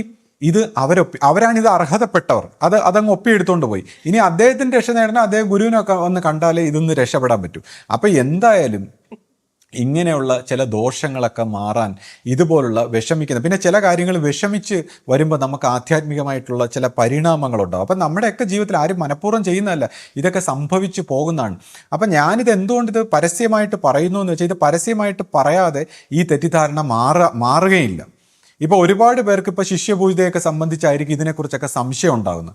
അപ്പോൾ ആ സംശയം ഉണ്ടാകുമ്പോൾ ഇങ്ങനെ നമ്മുടെയൊക്കെ പ്രവർത്തനത്തിൽ വരുന്ന അപാകത, ഇപ്പോൾ എൻ്റെ ജീവിതത്തിൽ പോലും വന്ന പല കാര്യങ്ങൾക്കും ഇപ്പോൾ ശിഷ്യപൂജയാണ് കുറ്റപ്പെടുത്തുന്നത്. അപ്പോൾ എല്ലാവരും നമ്മുടെ ഈ ശിഷ്യ സമൂഹത്തിനുണ്ടാകുന്ന പ്രശ്നങ്ങൾക്ക് ശിഷ്യപൂജയെ കുറ്റപ്പെടുത്തുമ്പോൾ നമ്മളെല്ലാ വിമർശനങ്ങളും നമ്മൾ ഏറ്റെടുക്കുകയും നമ്മളിങ്ങനെ തുറന്നു പറയുകയും ചെയ്യുമ്പോൾ അതൊരു ക്ലാരിറ്റി ഉണ്ടാവുകയാണ്. അല്ലാതെ നമ്മൾ തട്ടിപ്പൊത്തി ന്യായീകരിച്ചുകൊണ്ടിരിക്കുമ്പോൾ ഈ സംശയങ്ങൾ കൂടെയാണ് ചെയ്യുന്നത്. അപ്പോൾ ആ ഒരു സാഹചര്യത്തിലാണ് ഞാൻ ഇത് തുറന്നു പറയാൻ നിർബന്ധിച്ചത്. അല്ലാതെ എന്നെ സംബന്ധിച്ച് ഞാനാണ് ആരെക്കുറിച്ചും കുറ്റം പറയാത്ത, ഇതേപോലെയൊന്നും ഒളിച്ചും പാത്തും ഒന്നും പറയാത്ത ആൾ. ആരെന്നോട് വിളിച്ച് ചോദിച്ചാലും ന്യായീകരിക്കുന്ന ഒരു വ്യക്തിയാണ് ഞാൻ എല്ലാത്തിനെയും. കാരണം എന്താണെന്ന് വെച്ചാൽ, എന്നെ സംബന്ധിച്ച് ആര് തെറ്റ് ചെയ്യുന്നോ ആ തെറ്റ് ചെയ്യുന്നവർ അനുഭവിക്കും, അത്രയേ ഉള്ളൂ. അല്ലാതെ നമ്മൾ ഇതുപോലുള്ള കാര്യങ്ങൾ നോക്കേണ്ട, അവനവൻ്റെ കാര്യങ്ങൾ ശുദ്ധമാക്കുക, അവനവൻ്റെ ലോകത്തെ ശുദ്ധമാക്കുക എന്നുള്ള ഒരു ചിന്ത അല്ലാതെ നമ്മൾ ഇതുപോലുള്ള കാര്യങ്ങൾ ശ്രദ്ധിക്കാൻ പാടില്ല എന്ന് നിരന്തരം പറയുന്നൊരു വ്യക്തിയാണ് ഞാൻ. അപ്പോൾ ഞാൻ തന്നെ ഇങ്ങനെ പരസ്യമായിട്ട് പറയുമ്പോൾ ഈ ഒരുപാട് പേരുടെ മനസ്സിലുള്ള നെഗറ്റിവിറ്റിയൊക്കെ പോയി അവർ തന്നെ അപ്പം തന്നെ ടേപ്പായി മാറി അവർ സ്വാമിക്ക് അനുകൂലമായിട്ട് മാറുന്നതാണ്. അതൊരു പ്രയോജനമാണ്. ഇപ്പം ശിഷ്യപൂജയെ സംബന്ധിച്ച് പറയുമ്പോൾ, ഇപ്പോൾ ഗുരുസ്ഥാനത്ത് ഇരിക്കുമ്പോൾ ഗുരുവിൻ്റെ ഒരു രീതി എന്ന് വെച്ചാൽ, ഇപ്പോൾ നമ്മൾ ഓരോരുത്തരും എല്ലാവരുടെയും കാര്യത്തിൽ ഇപ്പോൾ ഗുരു ഉദ്ദേശിക്കുന്ന പോലെ വന്നില്ലെങ്കിൽ ഗുരു സൈലൻ്റായി മാറിക്കളയും. കാരണം എന്താണെന്ന് വെച്ചാൽ, ഇപ്പോൾ ഗുരുക്കന്മാർ ദൈവത്തിൻ്റെ സ്വഭാവമാണ്. അതായത് ഇപ്പോൾ ദൈവത്തിനെക്കുറിച്ച് പറയും, ഈശ്വരനെ ആരാധിക്കണമെന്ന് ഈശ്വരന് നിർബന്ധമില്ല, പക്ഷെ ആരാധിക്കുന്നെങ്കിൽ വികൃതമാക്കാതിരിക്കുക എന്നുള്ള ഗുരുവാണി. അപ്പോൾ അതുപോലെ ഇപ്പോൾ ദൈവത്തിൻ്റെ ആ സത്യമായിട്ടുള്ള ഒരു പ്രകാശധാര ഈ സൃഷ്ടിക്രമത്തിൽ നിന്ന് അതിൻ്റെ പൂർണ്ണമായ തോതിൽ നിന്ന് മാറി നിന്നതായിട്ടും അല്ലെങ്കിൽ അവിടെ ഒരു തെറ്റ് സംഭവിച്ചതായിട്ടും ഒക്കെ നമ്മൾ വായിച്ചിട്ടുണ്ട്. അപ്പോൾ ദൈവികമായ ഒരു പ്രകാശധാര എന്ന് പറയുമ്പോൾ ഈ ഒരു കാര്യത്തിൽ നിന്ന് മാറും. അതിനെയും കൂടെ യോജിപ്പിച്ച് കൊണ്ടുപോകത്തക്ക രീതിയിൽ നമ്മൾ പരിണമിച്ച് വന്നില്ലെങ്കിൽ ദൈവികമായ സാന്നിധ്യം അങ്ങ് മാറും. അപ്പോഴത്തേക്കാണ് നമുക്ക് ഈ എല്ലാ പ്രശ്നങ്ങളും പ്രോബ്ലങ്ങളും ഒക്കെ ഉണ്ടാകുന്നത്. അപ്പോൾ ഗുരുവിനെ സംബന്ധിച്ചും ഗുരു വിഭാവനം ചെയ്യുന്ന, ഗുരു സംസാരിക്കുന്ന, ഗുരു നിർദ്ദേശിക്കുന്ന രീതിയിലേക്ക് കാര്യങ്ങളെല്ലാം പരിണമിച്ച് വന്നില്ലെങ്കിൽ ഗുരുവിൻ്റെ സാന്നിധ്യം അങ്ങ് മാറും. അപ്പോൾ പിന്നെ നമുക്കെല്ലാം പ്രശ്നങ്ങളായിട്ട് മാറും. അപ്പോൾ ശിഷ്യപൂജയിലൂടെ പ്രവർത്തിക്കുന്ന ആ ഗുരു സാന്നിധ്യവും അതങ്ങ് തിരിഞ്ഞിരിക്കും. നമ്മൾ ഈ ഗുരുവാക്കനുസരിച്ച് ഈ പരമ്പരയിലുള്ള എല്ലാവരും ഒറ്റക്കെട്ടായി ഒരു സന്യാസി സമൂഹമായി ആ ഗുരുവിൻ്റെ മുമ്പ് ഗുരുവാക്കനുസരിക്കാനും സമർപ്പിച്ച് പ്രവർത്തിക്കാനും എല്ലാവരും പ്രവർത്തിച്ച് അത് മുകളിൽ നിന്ന് തന്നെ ആ പൂർണ്ണമായ സമർപ്പണത്തിൽ പ്രവർത്തിച്ച് വരുമ്പോഴേ ഗുരുവിൻ്റെ ആ ഗ്രേസ് പരമ്പരയിലേക്ക് വന്ന് അത് എല്ലാ തലങ്ങളിലും വികസിക്കൂ. അപ്പോൾ അതുകൊണ്ട് ഈ ഒരു കാര്യവും കൂടെ പറയാതെ, അല്ലെങ്കിൽ ആ ഒരു കൺഫ്യൂഷൻ, ആ ഒരു മനുഷ്യരുടെ മനസ്സിലുണ്ടായിരിക്കുന്ന അല്ലെങ്കിൽ വിശ്വാസി സമൂഹത്തിലുണ്ടായിരിക്കുന്ന ഒരു ക്ലാരിറ്റി വരുത്താതെ അത് പൂർണ്ണമാകാത്തൊരു സാഹചര്യത്തിലാണ് എനിക്ക് സംസാരിക്കേണ്ടത്. ഇപ്പോൾ തന്നെ ഞാൻ അതിൻ്റെ കുറച്ച് ഒരു കാര്യം കൂടെ പറഞ്ഞ് അതിനെ ഒന്ന് പൂർണ്ണമാക്കാൻ ആഗ്രഹിക്കുകയാണ്. ഇപ്പോൾ എന്നോടൊരു മറ്റൊരു സന്യാസി ഇങ്ങനെ ഒരിക്കൽ അഭിപ്രായപ്പെടുകയുണ്ടായി, ഇപ്പോൾ ഈ മത മേലധ്യക്ഷന്മാരായിട്ടൊക്കെ നടക്കുന്നതിൽ ഭൂരിഭാഗവും കള്ളന്മാരാണ്, ജനങ്ങളെ പറ്റിക്കുന്നവരാണ്, അങ്ങോട്ടും ഇങ്ങോട്ടും അടിയുണ്ടാക്കാൻ ശ്രമിക്കുന്നവരാണ്, ഈ സമൂഹത്തിന് പൈശാചികമായിട്ടുള്ള വക്താക്കളാണ്, അല്ലെങ്കിൽ ഇപ്പോൾ രാഷ്ട്രീയ സ്വഭാവത്തിലും ഭൂരിഭാഗവും കള്ളന്മാരാണ്, ജനനന്മയ്ക്ക് ഉതകാത്ത മനുഷ്യരാണ്, പൈശാചിക വ്യക്തിത്വങ്ങളാണ്. അപ്പോൾ ഇങ്ങനെയുള്ള വ്യക്തികളോടൊക്കെ ഒപ്പം നടക്കുമ്പോൾ അല്ലെങ്കിൽ അതുപോലെയൊക്കെ പ്രവർത്തിച്ചു കഴിഞ്ഞാൽ നമ്മളെയും ഇതേപോലെ തെറ്റിദ്ധരിക്കാനുള്ള സാധ്യതയുണ്ടെന്നൊക്കെ പറഞ്ഞുകൊണ്ട് എന്നോട് ഒരാളിങ്ങനെ സംസാരിക്കുകയുണ്ടായി. അപ്പോൾ ഇവിടെയൊക്കെ നമ്മളിപ്പോൾ ആശ്രമത്തിൻ്റെ ഒരു വക്താവായിട്ട് നിൽക്കുമ്പോൾ നമ്മൾ എത്രമാത്രം സൂക്ഷിക്കണം. ഇപ്പം നമ്മുടെ ഇന്ത്യയുടെ ഒരു പ്രധാനമന്ത്രി എന്ന് പറയുമ്പോൾ അദ്ദേഹത്തിൻ്റെ പാർട്ടിയോ അദ്ദേഹത്തിൻ്റെ സ്വന്തം ഇഷ്ടമോ ഒക്കെ മാറ്റി നിർത്തിയിട്ട് ആ രാജ്യ താല്പര്യം ഭരണഘടനയ്ക്ക് അനുസരിച്ച് മാത്രമേ പ്രവർത്തിക്കാൻ പറ്റൂ. അതുപോലെ തന്നെ സംസ്ഥാനത്തിൻ്റെ ഒക്കെ ഭാഗത്ത് വരുമ്പോൾ അവരുടെ പാർട്ടിയും പേഴ്സണൽ കാര്യങ്ങളും മാറ്റി വെച്ചിട്ട് പ്രവർത്തിച്ചാൽ മാത്രമേ ആ പാർട്ടിയിലും ആ രാജ്യത്തിലും ജനങ്ങൾക്ക് എല്ലാവർക്കും വിശ്വാസം ഉണ്ടാവും. അപ്പോൾ അതുപോലെ തന്നെ നമ്മളിപ്പോൾ ആശ്രമ സ്വഭാവത്തിൻ്റെ ഒരു വക്താവായിട്ട് നിൽക്കുമ്പോൾ നമ്മുടെ പേഴ്സണലായിട്ടുള്ള പല കാര്യങ്ങളും അല്ലെങ്കിൽ സ്വഭാവങ്ങളും മറ്റു രീതിയിൽ മാറ്റി വെക്കേണ്ടി വരും. നമ്മുടെ സംസാരങ്ങളിലും പ്രവൃത്തികളിലും എല്ലാം ആ ഒരു പിന്നെ ആ സ്ഥാപനത്തിൻ്റെ ക്വാളിറ്റികളും ആ സ്ഥാപനത്തിൻ്റെ പ്രവർത്തന രീതികളും ആ സ്ഥാപക ആചാര്യൻ്റെ നിയമാവലികളും എല്ലാവരും ഒരുപോലെ പാലിച്ചു വന്നില്ലെങ്കിൽ അതിൻ്റേതായ ചില പ്രശ്നങ്ങൾ വരും. ഇപ്പോൾ എന്നെപ്പോലെ ഞാനൊക്കെ എന്ന് പറയുമ്പോൾ സ്വതന്ത്രമായിട്ട് മാറി നിന്നൊരു സ്വന്തം ചാനലാണ്. അപ്പോൾ എനിക്കിപ്പോൾ എൻ്റേതായ രീതിയിൽ സ്വതന്ത്രമായിട്ട് സംസാരിക്കാം. പക്ഷേ എനിക്കിപ്പോൾ ഒരു സ്ഥാനം വന്നാൽ അല്ലെങ്കിൽ എനിക്ക് ഏതെങ്കിലും ഒരു സ്ഥാപനത്തിൽ ഞാൻ ജോലി ചെയ്യുകയാണെങ്കിൽ ആ സ്ഥാപനത്തിനനുസരിച്ച് ഞാൻ പ്രവർത്തിക്കേണ്ടി വരും. ഇപ്പോൾ ഒരു സിവിൽ സർവീസിൽ ഒരാൾ എത്തിക്കഴിഞ്ഞാൽ പിന്നെ ആ രാജ്യ താല്പര്യത്തിനനുസരിച്ച് അദ്ദേഹത്തിന് സംസാരിക്കാവൂ. അദ്ദേഹത്തിൻ്റെ സ്വന്തം ഇഷ്ടങ്ങളും സ്വന്തം താല്പര്യവും പോലും പിന്നെ സംസാരിക്കാൻ പാടില്ല. അപ്പം നമ്മുടെ ഓരോ പ്രവർത്തനങ്ങളും ഇപ്പോൾ നമ്മൾ ഇപ്പോൾ സംസാരിക്കുന്ന കാര്യങ്ങളായാലും ഇപ്പോൾ മാനസിക തലത്തിൽ കൊടുക്കുന്ന സംസാരങ്ങൾ, ഇപ്പോൾ ആധ്യാത്മിക തലത്തിൽ ഇപ്പോൾ പേഴ്സണാലിറ്റി ഡെവലപ്മെൻ്റ് എന്ന് പറയുന്നത് ഒരു വശം, എന്നാൽ പേഴ്സണാലിറ്റിയുടെ സമൂലമായ പരിവർത്തനം വരുത്തുന്ന ആധ്യാത്മികമായ കാഴ്ചപ്പാടുകൾ മറ്റൊരു തരം.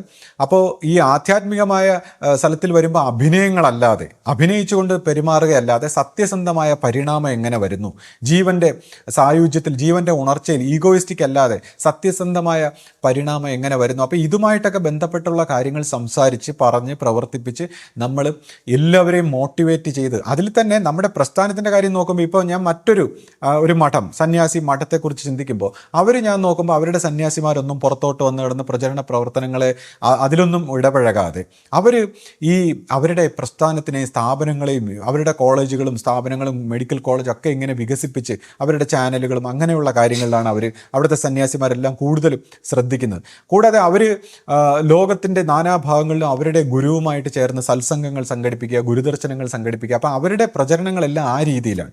അപ്പൊ അവർക്ക് നല്ല അതിൻ്റെതായ ഒരു വളർച്ചയുണ്ട്. അവിടെ പോകാൻ എല്ലാവരും ആഗ്രഹിക്കുന്നത്, എല്ലാ രാഷ്ട്രീയക്കാരും എല്ലാ ഉന്നതരായിട്ടുള്ള ആൾക്കാരും അവിടെ അങ്ങോട്ട് പോകാൻ, ഇങ്ങോട്ട് വരെ അവരെ വിളിക്കേണ്ട ആവശ്യം പോലും ഇല്ല. അവര് ചാനലുകളും മീഡിയയും പേപ്പേഴ്സും എല്ലാവരും അങ്ങോട്ട് പോവുകയാണ്. കാര്യം അവരുടെ ആ ഒരു വളർച്ചയും പോസിറ്റിവിറ്റിയും എല്ലാം കണ്ടിട്ട് എല്ലാവരും അങ്ങോട്ട് പോവുകയാണ്. അപ്പം നമ്മളെ സംബന്ധിച്ച് നമ്മളും ഇതുപോലെ നമ്മുടെ ഗുരു എത്രയോ നല്ല നല്ല പ്രസ്ഥാനങ്ങളെല്ലാം അതിനേക്കാളും ഒക്കെ വളരെ മുമ്പേ തന്നെ സ്റ്റാർട്ട് ചെയ്തിരിക്കുന്നു. അപ്പം ഇതെല്ലാം നമ്മൾ ഈ സ്ഥാപനങ്ങളെല്ലാം പ്രവർത്തിപ്പിച്ചിരുന്നെങ്കിൽ ആദ്യമേ തന്നെ, അതായത് നമ്മൾ ഈ 25 വർഷത്തോളം ഇപ്പം ഈ പ്രചരണ സ്വഭാവത്തിലൊക്കെ നമ്മൾ കൊടുക്കുന്ന എനർജി, പ്രചരണം വേണ്ടെന്നല്ല, അതെല്ലാം അതിൻ്റേതായ തലത്തിൽ ഇതെല്ലാം വേണം. പക്ഷേ അതിലെല്ലാം നമ്മൾ ഒരുപാട് വ്യക്തികൾ, ഒരു വ്യക്തിയുടെ കാര്യമല്ല, ഒരുപാട് വ്യക്തികൾ ഇതിൻ്റെ കാര്യങ്ങളിൽ മുഴുകാതെ നമ്മുടെ പ്രവൃത്തി മണ്ഡലത്തിൽ, നമ്മുടെ സ്ഥാപനങ്ങളും നമ്മുടെ സിസ്റ്റങ്ങളും നമ്മുടെ എല്ലാ കാര്യങ്ങളും പ്രവൃത്തി മണ്ഡലത്തിൽ മുമ്പിൽ കൊണ്ടുവരാൻ കോളേജുകളും സ്ഥാപനങ്ങളും ഇപ്പോൾ രാധാസ്വാമി ഫെയ്ത്തിലൊക്കെ പണ്ട് കാലത്ത് ആ ഗുരുവിൻ്റെയൊക്കെ കാലഘട്ടത്തിൽ അവർക്ക് സ്കൂളുകളും കോളേജുകളും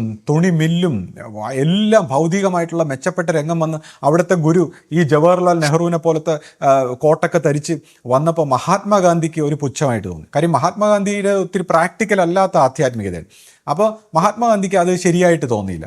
പക്ഷേ എല്ലാ ഭൗതികമായിട്ടുള്ള നേട്ടങ്ങളും മികച്ച കാര്യങ്ങളും ഫാക്ടറികളും കമ്പനികളും തൊഴിലവസരങ്ങളും കോളേജുകളും അങ്ങനെയൊക്കെ എല്ലാം ആധ്യാത്മികമായ ധർമ്മത്തിൽ എല്ലാത്തിനും, സ്കൂളിനും കോളേജിനും ഒക്കെ പുതിയ പുതിയ ധർമ്മത്തിൽ ലോകത്തിന് വഴികാട്ടികളാകുന്ന രീതിയിൽ ആശ്രമ സ്വഭാവത്തിൽ നിന്നൊക്കെ വികസിച്ച് വരുമ്പോൾ അതിൻ്റെ ഉയർച്ചയും വളർച്ചയും, എന്നിട്ട് സത്സംഗങ്ങൾ ലോകത്തിൻ്റെ നാനാഭാഗത്തും നമ്മുടെ ഗുരുവുമായിട്ടൊക്കെ ചേർന്ന് ഗുരുവിൻ്റെ ആരോഗ്യവും എല്ലാം അതിനനുസരിച്ച് വികസിപ്പിച്ച് പ്രാർത്ഥിച്ച് പ്രവർത്തിപ്പിച്ച് എല്ലാവരും എല്ലാ സ്ഥാപനങ്ങളിലും എല്ലാം ഗുരുവിനെ ക്ഷണിച്ച് ആ രീതിയിൽ കൊണ്ടുപോകുമ്പോൾ ലോകത്തിൻ്റെ നാനാഭാഗത്തു നിന്ന് എല്ലാവരും ഇങ്ങോട്ട് വരികയും രാഷ്ട്രീയക്കാരും മീഡിയയും എല്ലാം നമ്മളെ ഇങ്ങോട്ട് വന്ന് ഇതിൻ്റെ എല്ലാ നേതാവായിട്ടുള്ള വ്യക്തികളെ അവരത്രത്തോളം അഭിനന്ദിക്കുന്നതാണ്.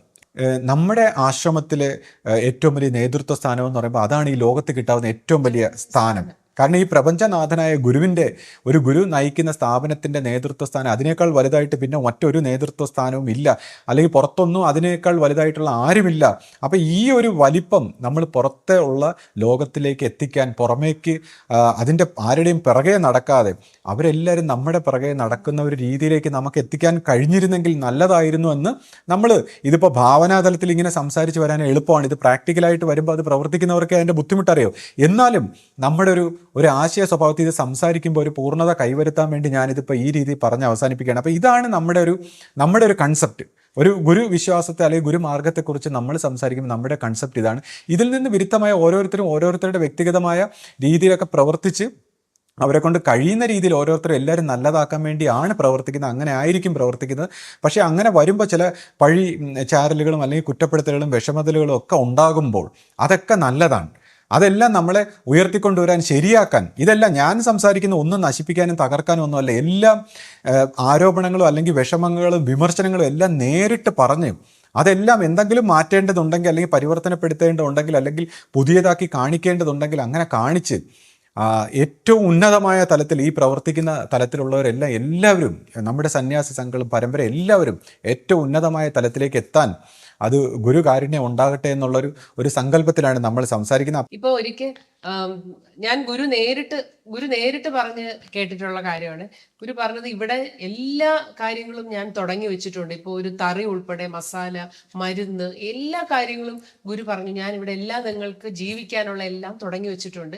ഇതിനെ നിങ്ങൾ വളർത്തിയെടുക്കണം. അങ്ങനെ ഇത് സ്വന്തമെന്ന് കരുതി അങ്ങോട്ടിട്ട് അത് ഇങ്ങോട്ട് എടുക്കാൻ ആളില്ല എന്നൊരു ഖേദമാണ് ഗുരു അന്ന് പറഞ്ഞത്. അപ്പൊ അത് പറഞ്ഞപ്പോൾ ഗുരു എൻ്റെ മുഖത്ത് കൂടെ നോക്കി കേട്ടോ. അപ്പോഴാണ് ഞാൻ ആലോചിച്ചത് എന്തായിരിക്കും ഗുരു അങ്ങനെ പറഞ്ഞതെന്ന്. അപ്പോൾ എനിക്ക് ഇപ്പൊ മനസ്സിലാവുന്ന വെച്ചാൽ നമ്മുടെ ഇവിടെയുള്ള ഈ സ്ഥാപനങ്ങൾ വളരും. ഇപ്പോൾ അവിടെ വളർന്ന് ഗുരു അന്ന് ഉദ്ദേശിച്ചത് കേരളത്തിലുള്ള എല്ലാ ചെറുപ്പക്കാർക്കും ജോലി കൊടുക്കാൻ നമുക്ക് പറ്റും. ആ രീതിയിലുള്ള വ്യവസായ സ്ഥാപനങ്ങളാണ് ഗുരു തുടങ്ങിയിരിക്കുന്നത്. കൂടാതെ ആശയ അപ്പൊ അതിൽ തന്നെ ഗുരു പറഞ്ഞിട്ടുള്ളതായിട്ട് ഞാൻ കേട്ടിട്ടുണ്ട്. അതായത് ഏറ്റവും വലിയ കമ്പനികൾ ലോകത്തിലൊക്കെ കൊടുക്കുന്നതിനേക്കാൾ വലിയ ശമ്പളം ഇവിടെ കൊടുക്കും എന്ന് വരെ ഗുരു പറഞ്ഞതായിട്ട് നമ്മൾ കേട്ടിട്ടുണ്ട്. ഗുരുവിന്റെ ആഗ്രഹം അതാണ്. അപ്പം ഇവിടെയുള്ള ഈ സ്ഥാപനങ്ങളെല്ലാം ലാഭത്തിൽ പ്രവർത്തിക്കാൻ, ഇവിടെ ജോലി ചെയ്യുന്ന ഓരോരുത്തർക്കും ഏറ്റവും നല്ല ശമ്പളം കൊടുക്കാൻ, അവർ സമ്പൽ സമൃദ്ധമായി സന്തോഷമായിട്ട് ഇവിടെ വന്നിരിക്കുന്ന ഈ ജനങ്ങൾക്കും ഇനി കേരളത്തിലുള്ള ചെറുപ്പക്കാർക്കും ജോലി കൊടുക്കാൻ നമുക്ക് കഴിയുമെന്ന് ഗുരു പറഞ്ഞിട്ടുണ്ട്.